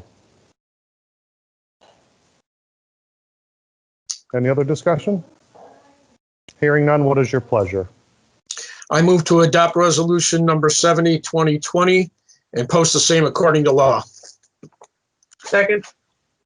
Roll call, please. Ms. Brandt, Yes. Mr. Finley, Yes. Mr. Garvis, Yes. Mrs. Tully, Yes. and Mr. Ventura. Yes. Resolution number 70 passes. Thank you. I appreciate that, and I know the employees do as well. Resolution number 71. Mayor, I move to offer Resolution 71, 2020 for its first, second, and third reading by title only. Second? All in favor? Aye. Aye. Aye. Opposed? A resolution adopting the Summit County Solid Waste Management Plan by the Summit Akron Solid Waste Management Authority doing business as Reworks for the city of Macedonia. Sorry. I will call on Director Nadavans for an explanation on this one, please. Yes, Mayor. This is a draft plan through Summit County Reworks for their waste management program. Some of the programs that they offer to the communities of Summit County are scrap tire recycling, paper shredding event, the household hazardous waste drop-off that they have at their facility. Also with local governments, they help with the grant assistance. One of the benefits that we had from that a few years ago was the playground at Sugar Bush Park. So that was a Reworks grant that put the playground there. So they provide great services to the communities, all of Summit County, and it's a good program. So it just needs to be passed. That's all. And the key to this is there's no cost to the city, correct? Zero cost. Yeah. So it's a nice service that we get a benefit from, and we can all appreciate that. Any further discussion? Hearing none, what is your pleasure? I move to adopt Resolution 71, 2020, and post the same according to law. Second? Roll call, please. Ms. Brandt, Yes. Mr. Finley, Yes. Mr. Garvis, Yes. Mrs. Tully. Yes. Oh, I'm sorry, I just got distracted by the dog. And Mr. Ventura. Resolution, You were You're muted, sir. You're muted. Yes. resolution number 71 passes. Ordinance number 72. I offer ordinance number 72, 2020 for its first, second, and third readings by title only. Second. All in favor? Aye. Aye. Opposed?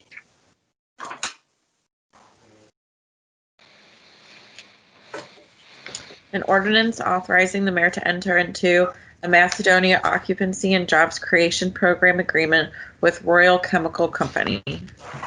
So essentially, this piece of legislation is for a company that's been in town. They were looking to expand their operations through a lot of negotiations with myself and that company. We put the MOP program in front of them, and they've decided to stay and expand with us. It's a great company to have in town. We've established a great relationship with them, and I'm very happy to announce today that with passage, they're going to stay with us. It's also somewhat fortuitous in such a terrible time during a pandemic to have businesses that can expand and are expanding. So we're in a very fortuitous position because of that, and I'm very proud to say that This is one of those companies that is doing well, and we want to help encourage that. Is there any other discussion? Mayor, can you expound a little bit on the numbers that were involved in here? I know we had it in our exhibits and they were pretty favorable to the city. I can, but that's going to take me a moment to pull that document out because you caught me off guard here, Ms. Bryant, so hang on a second. Want me to sing some sort of waiting song? You can do the Jeopardy song in memory of the deceased host. Pretty cliche, Mayor. All right, well, you know. I think the total anticipated payroll at the end of the 8-year period was around $1.2 million. The grant per year was, I think, a little over $18,000, not to exceed $18,000, 50%.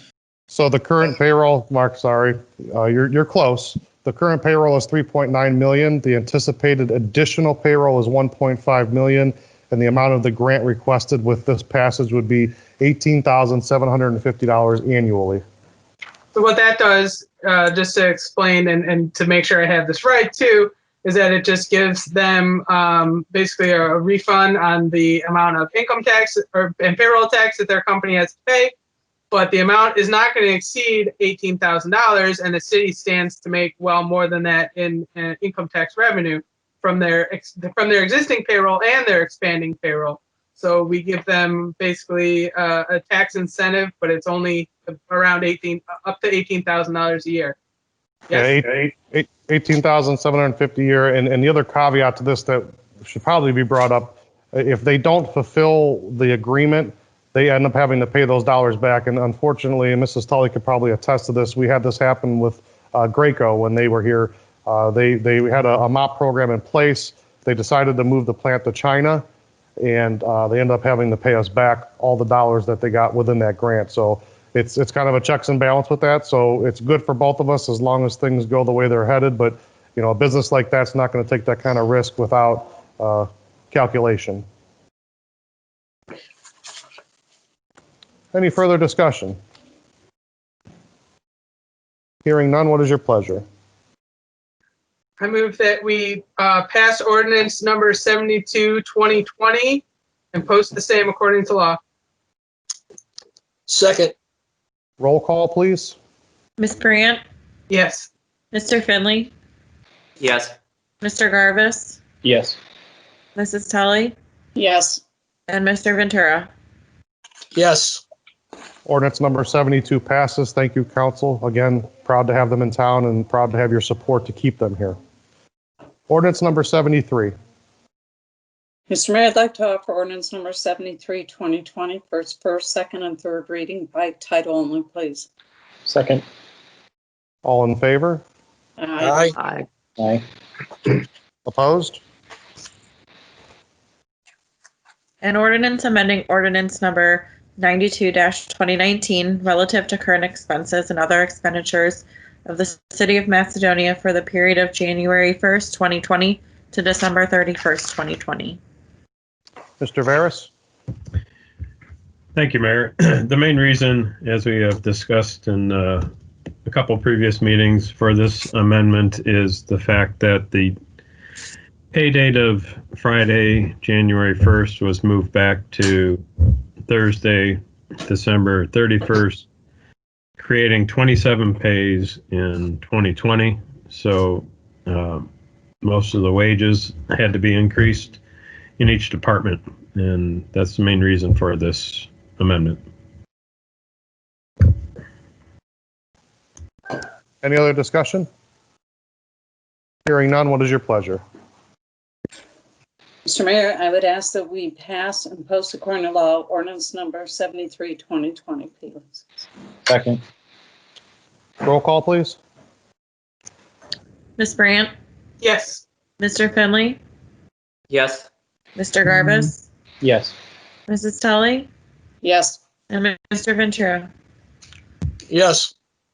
Ordinance number 73 passes. Ordinance number 74. Mr. Mayor, I'd like to offer ordinance number 74, 2020 for its first reading by title only, please.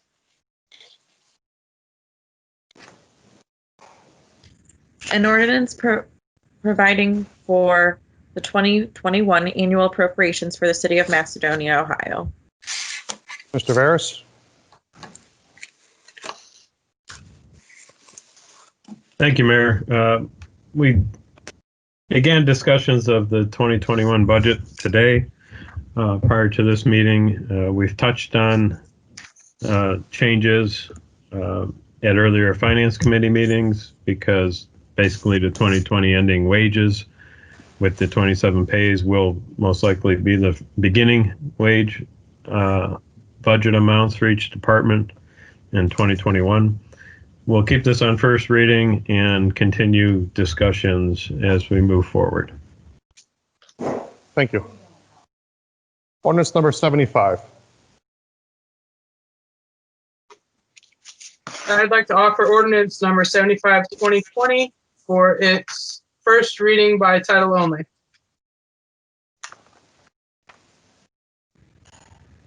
An ordinance declaring improvements to a certain parcels of real property to be a public purpose, describing the public improvements to be made with directly benefits such as parcels requiring the owners of the improvements on such parcels to make service payments in lieu of taxes, establishing a Cleveland Municipal Public Improvement Tax increment equivalent fund for the deposits of such service payments pursuant to Ohio Revised Code sections 5709.40, 5709.42, and 5709.43, and declaring an emergency. So this one is for the tax incremental financing for the Clean Land Car Wash. Mr. Veras, anything you'd like to add to that since you are the TIF genius? Yeah, wait till you see my new license plate on my new truck. But yes, this will be a TIF for the Clean Land Car Wash. Any dollars that we collect that would have went to the county can be used for improvements to South Freeway Drive, South Bedford, Route 82, and Route 8. Thank you. Resolution number 76. I move to offer resolution number 76, 2020 for its first, second, and third readings by title only. Second. All in favor? Aye. Aye. Aye. Opposed?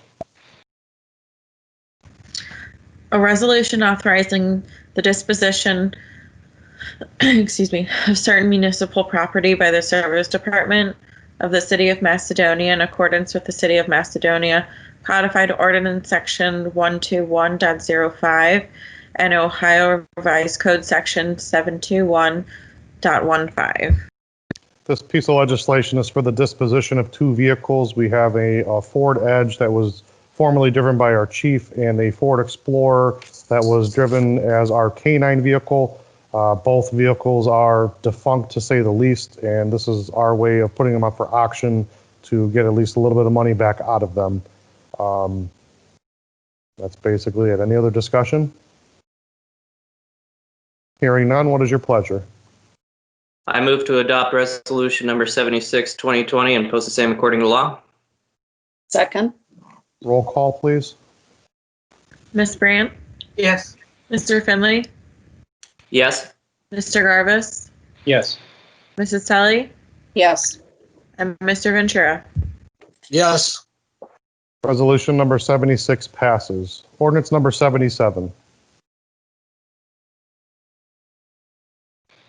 Mr. Mayor, I'd like to offer ordinance 77, 2020 for its first, second, and third reading by title only. Second. All in favor?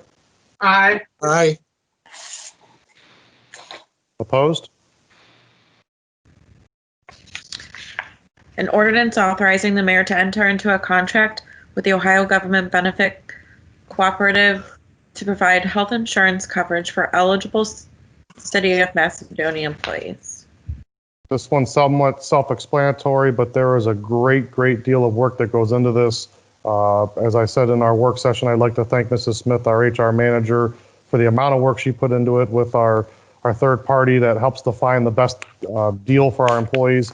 The nice thing this year with the health coverage is we actually have a 3% decrease.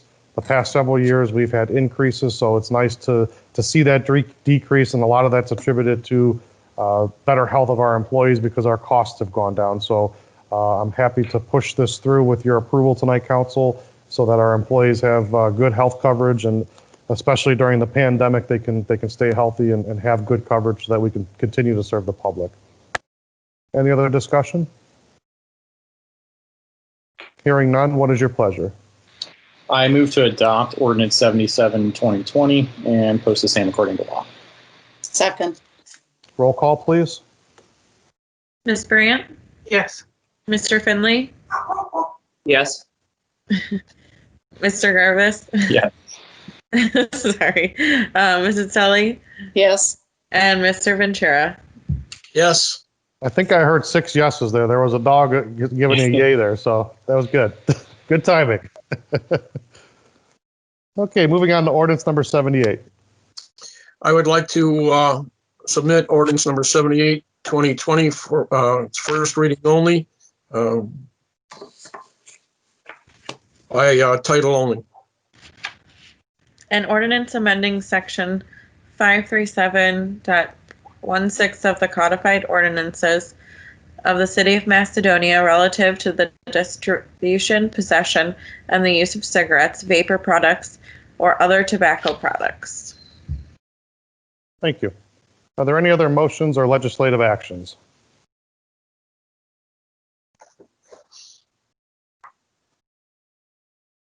Councilor Brandt? You're muted. You're muted. You are. I was thinking about new business on that. All right. So I'd like to make the motion to cancel both the November 26th and December 24th council meetings, which would be the second meetings in both November and January, due to the Thanksgiving and Christmas holidays. Any second? I'll second, but that's for December, not January. Did I say January? I meant December 24th. Thank you, sir. Second. All in favor? Aye. Aye. Opposed? Thank you. Okay, is there any correspondence from the clerk? No, I do not have any. Okay, next is the mayor's report. The mayor's court report for October 1st through October 31st, collections is $8,059. First and foremost tonight, I want to thank all the people that voted in the last election, especially those that voted for issue 20. It's a great thing for us to continue our operations and continue to serve the public. And I want to thank everyone, not only for voting, but pushing that through, because that's something we desperately need to maintain our operations, especially during the pandemic. And I can't thank you enough for that passing and recognizing the need for that. Next, I want to talk about Veterans Day yesterday. I think we all owe a deep debt of gratitude to those who have served. It's something that is very special to me, and I made sure to try and get in touch with all the veterans I can think of yesterday and just thank them for their service. And I would ask that all of you, even though it's past that time, to keep those folks in your mind for the time that they spent in the service and the time that they gave to serve our country. So please recognize those folks that have served. We won't have another meeting until after Thanksgiving, so I want to wish everyone a happy Thanksgiving. May you and your family be blessed and have a peaceful rest of the year, and hopefully things begin to level out. Next thing I want to touch on, and this may be a little difficult to see, but we are in receipt of an award that I was supposed to go to a big thing and collect, but I'm going to kind of read it. It's the Quality Award for Asphalt Paving for 2019. It was presented to the city of Macedonia for achieving the highest quality in asphalt paving as exhibited by superior workmanship and riding quality. It's for the reconstruction of Valley View Road from Highland Road to Twinsburg Road, and our paving contractor was Specialized Construction, and this was given through Flexible Pavements of Ohio. It may seem kind of funny and sound kind of silly, but this is kind of a big deal. They don't give out a lot of these awards, and this is for excellence in paving. It actually drives the paving contractors to do a better job and try and keep things as smooth as possible. And if you've driven down any of the 67 roads that we've paved in the past 3 years, very proud of that. And to have this award, again, seems kind of silly, but this means a lot to us because we've done a lot with the voters approving the levy to pave these roads to get these things done. So I want to thank the voters for approving those funds to pave these roads, but it's also awesome to have an award for doing such an awesome job of workmanship on one of our roads. So thank you for that. Next thing I want to touch on is, if anyone watched yesterday, Governor DeWine was talking a lot about a lot of different things. He tends to be a long-winded gentleman, and you got to kind of pick through a lot of what he says, and whether you like him or not, it's not really relevant. What's relevant to me at this point is the future.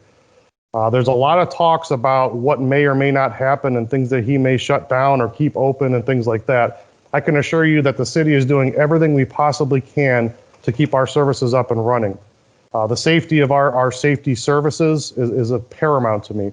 We're doing a lot of different things to keep them safe, and we have a plan in place that if we go to a purple level in Summit County, there's going to be a lot of changes within City Hall. The only interruptions that I would anticipate is we would not have as many people at City Hall. I'm not going to go into full detail of what our plans are because it's not finalized yet, but we would do a lot of different things to isolate not only our police, our fire, our service workers, but our administrative employees to ensure that we are keeping everyone apart and as safe as possible. As the numbers continue to climb, we are being extra cautious to make sure that our safety services are there if you need them. And we want to make sure that that's the highest priority for us. So rest assured that, God forbid you need to call 911, we will be there for you. And I know that you all know that our safety services are the best, and we will be there, and we will do everything we can to make sure you are safe. So keep in mind that we're thinking of you, and our safety forces are working hard to make sure that we're going to be there for you if you need. And last but not least, please put the phones down. Don't drive distracted. It's just not worth it. A phone call and a text message can wait. Moving on to committee reports. Our Parks and Rec Committee is going to be virtual again. It'll be next week on Wednesday. You can go to the meeting portal link on the city website. One thing I do want to report is that the service department has gotten some trees installed in front of the home day fields on 82. Now we have, when you drive by that, you see beautiful trees instead of a big pile of dirt way off in the distance. And that is one thing that the Parks and Rec Commission has achieved for this year. And we're very, very proud of it. Our committee chairperson, Karen Bartolozzi, saw them the other day and was very excited to see them go up. So keep an eye out for that. And if anyone wants to join our meeting, it'll be next Wednesday at 6 o'clock. Thank you. Any other committee reports? The cemetery board will be reviewing their 2021 budget. This is the year that Sagamore Hills will be going off. And so Northfield Village, Northfield Center, and Macedonia will still be representatives to the cemetery board. You may have seen that there is work being done very slowly. We're trying to see what can be used on the fence that still exists. So far, it looks pretty good with what was provided. And I would like to publicly thank Debbie Booz, who, Jessica, you might remember that name. She's donated 5 trees to the cemetery. She worked with the cemetery for them to be ones that would be adaptable to the cemetery, one to be by their plots and others to be placed throughout, because we had to take a lot of trees down with the various diseases that have gone on with the trees. We wanted to be able to bring back some green into that community. So thank you, Debbie. And since you brought up the fence, Mrs. Tully, I'll also bring up that in our Veterans Memorial Park, they did take some portions of that fence from the cemetery. They had it, I don't know, sandblasted or whatever, but the fence was redone, and they put it around the one area for the KIA. It's very, very beautiful. It's very touching. So if you have a chance to take a look at our Veterans Memorial Park, they are very close to completion. Obviously, it won't happen this year with us approaching the winter season, but a lot of progress has been made there. And if you have an opportunity to go visit it and check it out, I would recommend that you do that. Any other committee reports? Hearing none, department reports. We will start with Director Nadavange. Thank you, Mayor.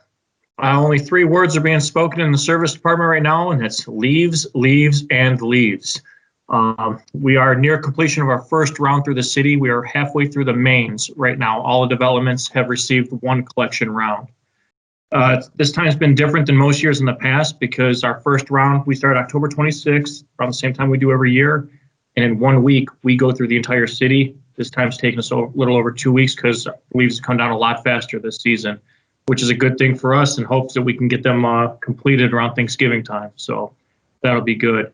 You can check out our website on macedonia.oh.us. We have a street list of colored routes, a map with color art to show you your zones, and then a list of all the streets where we check mark the streets as they are completed each day.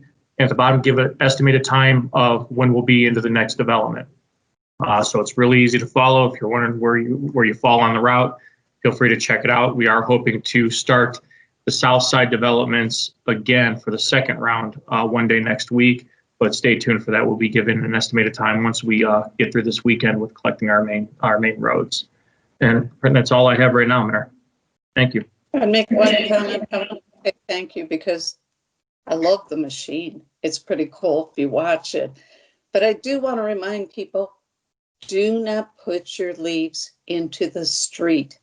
I run a lot of the various streets in the communities, and the leaves are in the middle of the street or in the next to actually the water retention and the grates.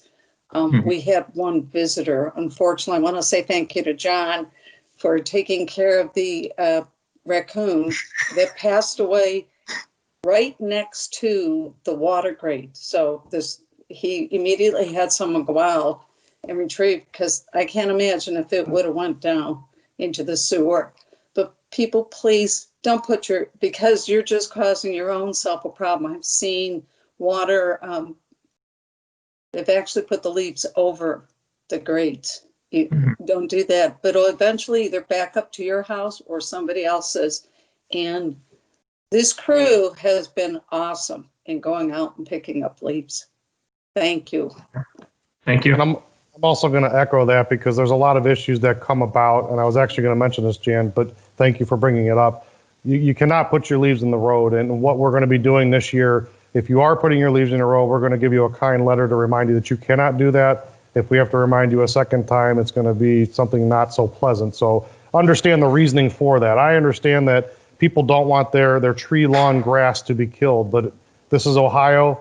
Our lawns are used to it. I can assure you that it will grow back, but you cannot clog up our waterways, because the bigger issue is going to be, as we know, this is Ohio. The water is going to be coming. If you start to clog those waterways, you could potentially have one of your neighbors back up into their home, and that's just not worth it. It's not fair to them, as it's not fair to you. So please, I beg you to keep the leaves on your tree line. Additionally, I've been getting a lot of calls and comments that are not so pleasurable when it comes to leaves and asking when we're going to be there.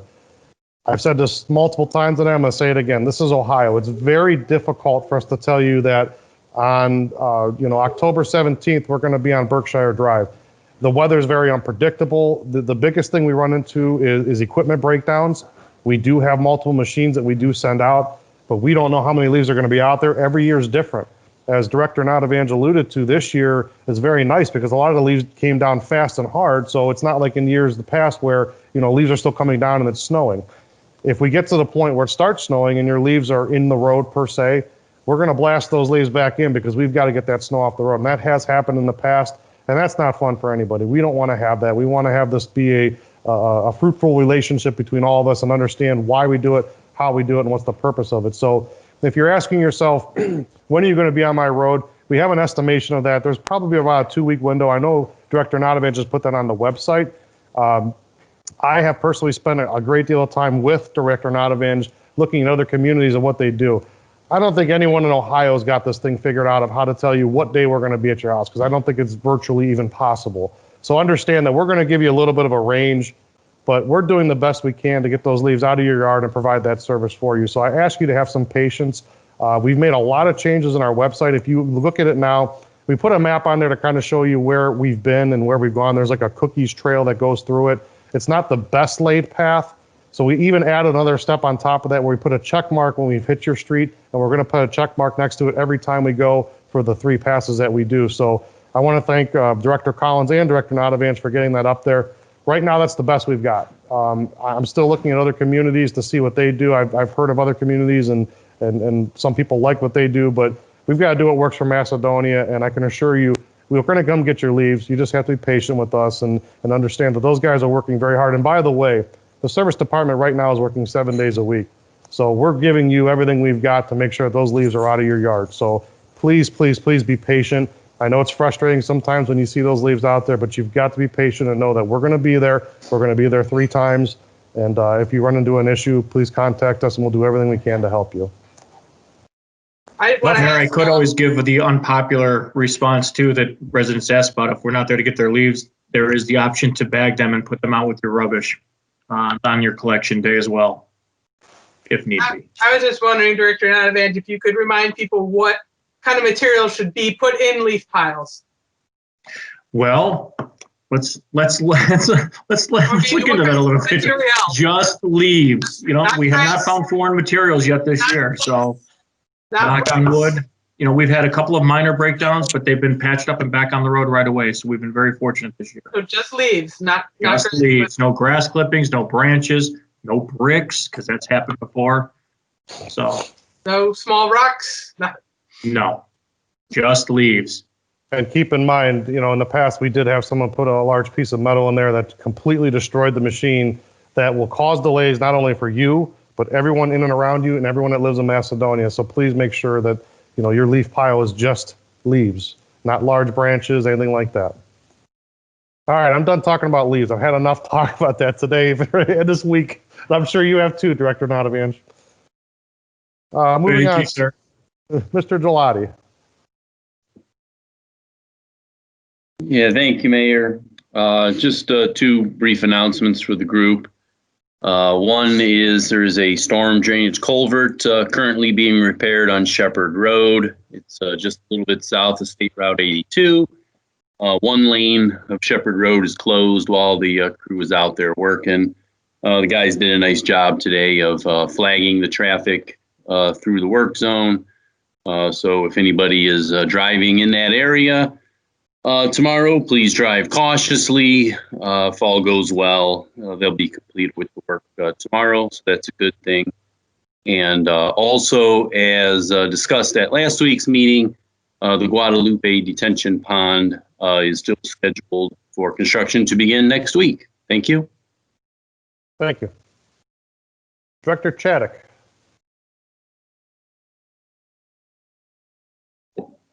Thank you, Mayor. Sorry, I'm working through the technology of trying to plug my computer in before it goes dead so I can stay on here for the update. Yeah, I sense that. That's why I called on you early today. Appreciate that. We have a lot going on within Parks and Recreation right now. First thing I want to acknowledge was we had a Facebook Live Meet the Director on Tuesday night. That went well. It was quite entertaining to talk to a computer screen that you can't actually see anybody on. I felt like I was a newscaster because you literally can't see anybody and this camera's in your face. It was a new experience. We obviously can't do something in person, so that was our alternative option to get out to the community. If you did not get the opportunity, you can still go to our Facebook page where it was recorded and you can still tune in. So I encourage you to go there if you did not get the opportunity before. Tons of updates, a lot of information. Councilmember Brandt, thank you for being there and being supportive. She was our key component to the night, asking me questions. So thank you for keeping me active. We also have went ahead and purchased the AMT. It was a Precor AMT that was a demo unit we had in the facility. Rave reviews from our guests utilizing that machine. We have gone ahead and purchased that and moved it up to pod 2 upstairs in the fitness area. We have a Thanksgiving Dress the Turkey contest currently going on. Kickoff began yesterday and it will be going until November 21st. We have the opportunity to use a cutout for 5 to 12-year-olds and then 13 to 18-year-olds, and then those 19 and over, 2 different brackets. They can dress a turkey however they wish, and they can invent their own methods and take a picture and submit that into us for voting. We're excited to see what kind of artistic folks we have here in Macedonia. So we're looking forward to it. We encourage you all to surprise us with your amazing creativity. And backed by popular demand, we are going to do a Deck the House contest. And that doesn't mean like, you know, deck your house, punch your house or anything like that. It's deck your house for the holidays. So it's a decorating contest for all your holiday light displays. We are asking you to submit 1 picture on your home. You can submit that to our recreation email address, and that contest will be going on until December 15th, at which point we will begin the judging contest, picking the final 2 yards and having those yards put up onto our Facebook for live community voting. So we're excited about that. Councilmember Brandt already mentioned PRC meeting on next Wednesday, the 18th. We're looking forward to some new information from Parks and Rec Commission.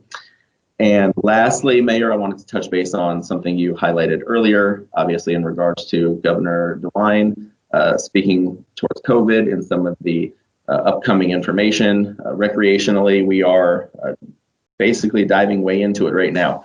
We have taken in the information to this point. What is currently displayed has not changed any of our operations because we were already abiding by all of the protocols that were in place.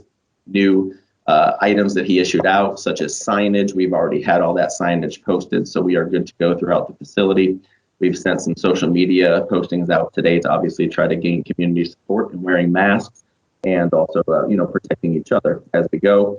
We want to keep businesses and schools open and keep them safe and providing for our community, so that's very important to us.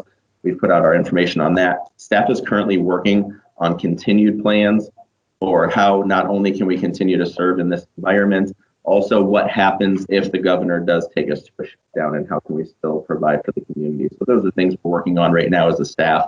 So we are on point with everything at this time, simply waiting on further announcements to see which way we will take things. And we have also reached out to the Northeastern Ohio roundtable group that we are a part of.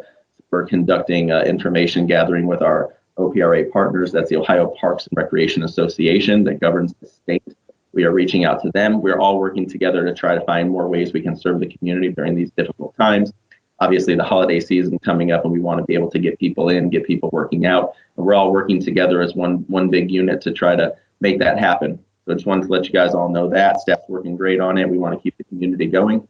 And I appreciate your time tonight. Thank you. Appreciate your efforts. Director Veras. Thank you, Mayor. Our refund program is winding down. There's 21 returns that we've received that we're still waiting on the Regional Income Tax Agency to finalize the city returns they filed with them. To date, we've paid out $156,901. And Jason, just wondering, is Chief Golden disqualified from Deck the House because he looks like Clark Griswold? End of my report. I'll have to check the official rules for you on that. Chief Ripley. Thank you for the entertainment, Mr. Veras.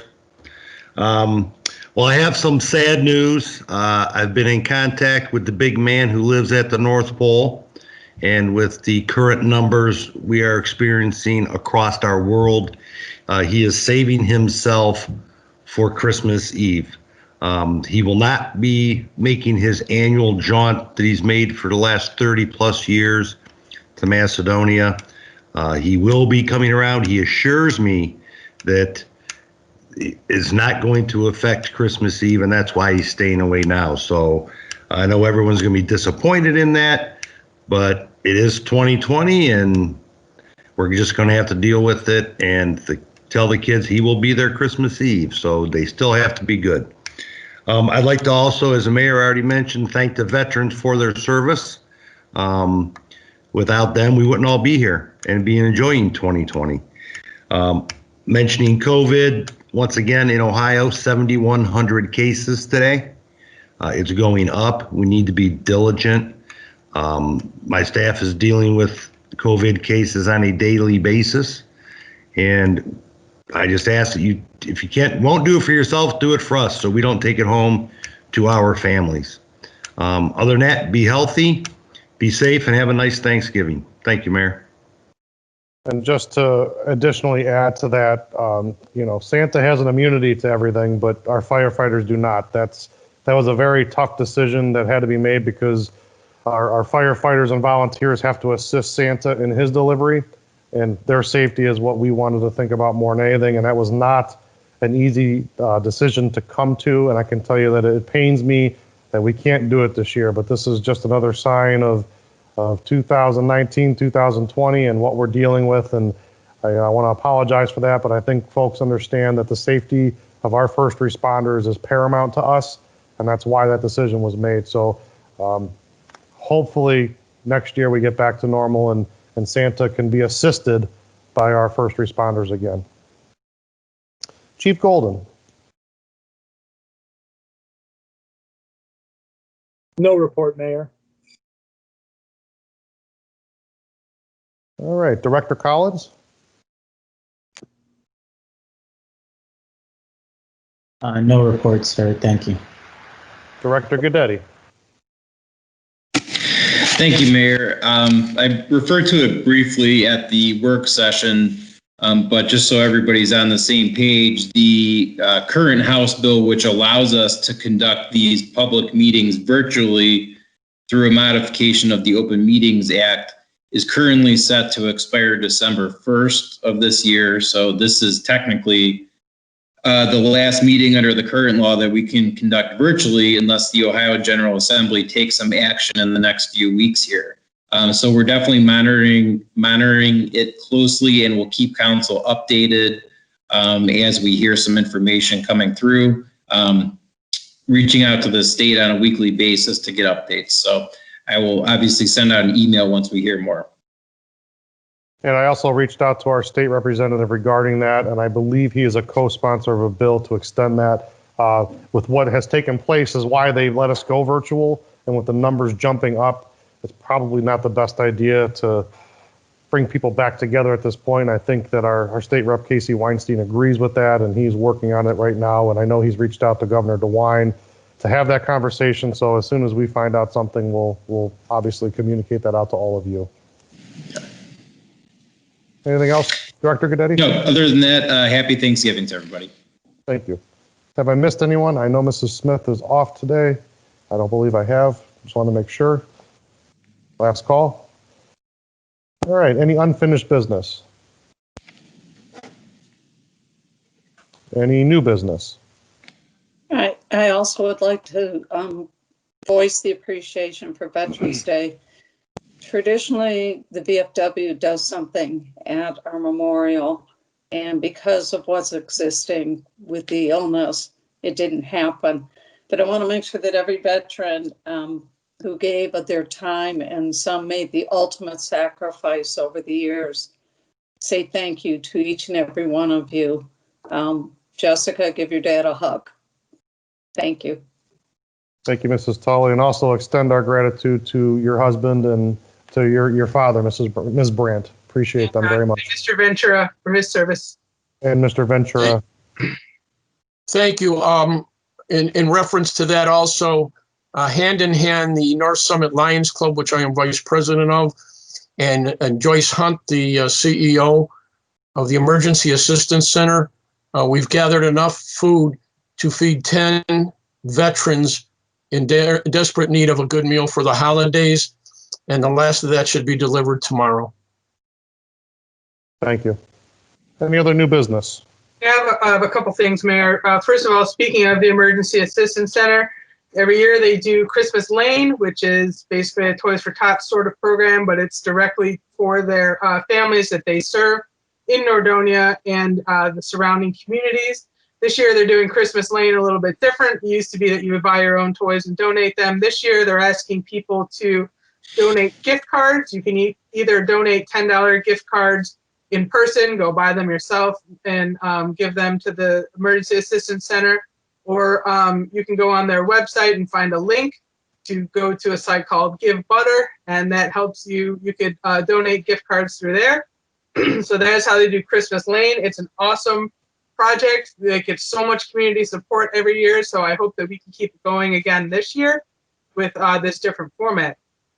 Also, I'd like to say congratulations to the varsity volleyball team, who had a 23-1 season this year, and they ended up being knocked out of the division series by Jackson, who was 24-0 this year. So they did a phenomenal job I know their coach was out for a while, but they all still stuck together and pulled through. Also, the varsity football team was 5-5 this year, and they made it to the division series, and they were knocked out by Mayfield. But they had a fantastic season. They had some super high-scoring games, very exciting. So we did some, despite the odds, the kids did had a great beginning of the season here for sports. So congratulations to Knights volleyball and football. And also, Mrs. Tully, do you want to announce our special meeting we're having the first week of December? Since you've already started, you could finish. So just so that we're able to have 3 readings of our budget this year, we're going to have a special meeting on December 5th. I wanted you to talk about it, Mrs. Tully, because I can't remember what time it was supposed to be at. Is it going to be at 7:30? 6 o'clock? 6. Okay, so 6 it'll be o'clock is the budget, but maybe we'll do the second reading first and then go into the budget like we did the last time. okay. So just so everybody knows, there will be a meeting on December 5th or 3rd, the first week of December, December 3rd at 6 o'clock for us to talk about the budget some more and get our second reading in so that we can get the third reading by the final meeting of the year, the second week of December. And I am done talking now. Thank you for your loquacious report, Ms. Brandt. Any other new business? I have a question. Do we need to do anything to hold the public hearing for the sign ordinance? We're not doing that till January, so I think we have ample time. I think we should probably let Mark draft. Okay. I mean, I you didn't know guys, if you guys tell me otherwise, but he could probably draft something to keep it clean. Pass a motion to have that. I was just making sure before we adjourned that we didn't need to address it. Yeah, we could just have the notice go out. I can draft something for Amanda. I think council's all on board with getting the 30-day notice out though. So okay, I had a note here. Just wanted to make sure we didn't miss something we needed to do. Thank you, Mr. Garvis. Any other new business? Hearing none, do I have a motion to adjourn? I move to adjourn. Second. All in favor? Aye. Aye. Aye. Opposed? Aye. Okay, we are adjourned. I'm surprised we Have a got. happy I Thanksgiving. don't think that's ever happened before.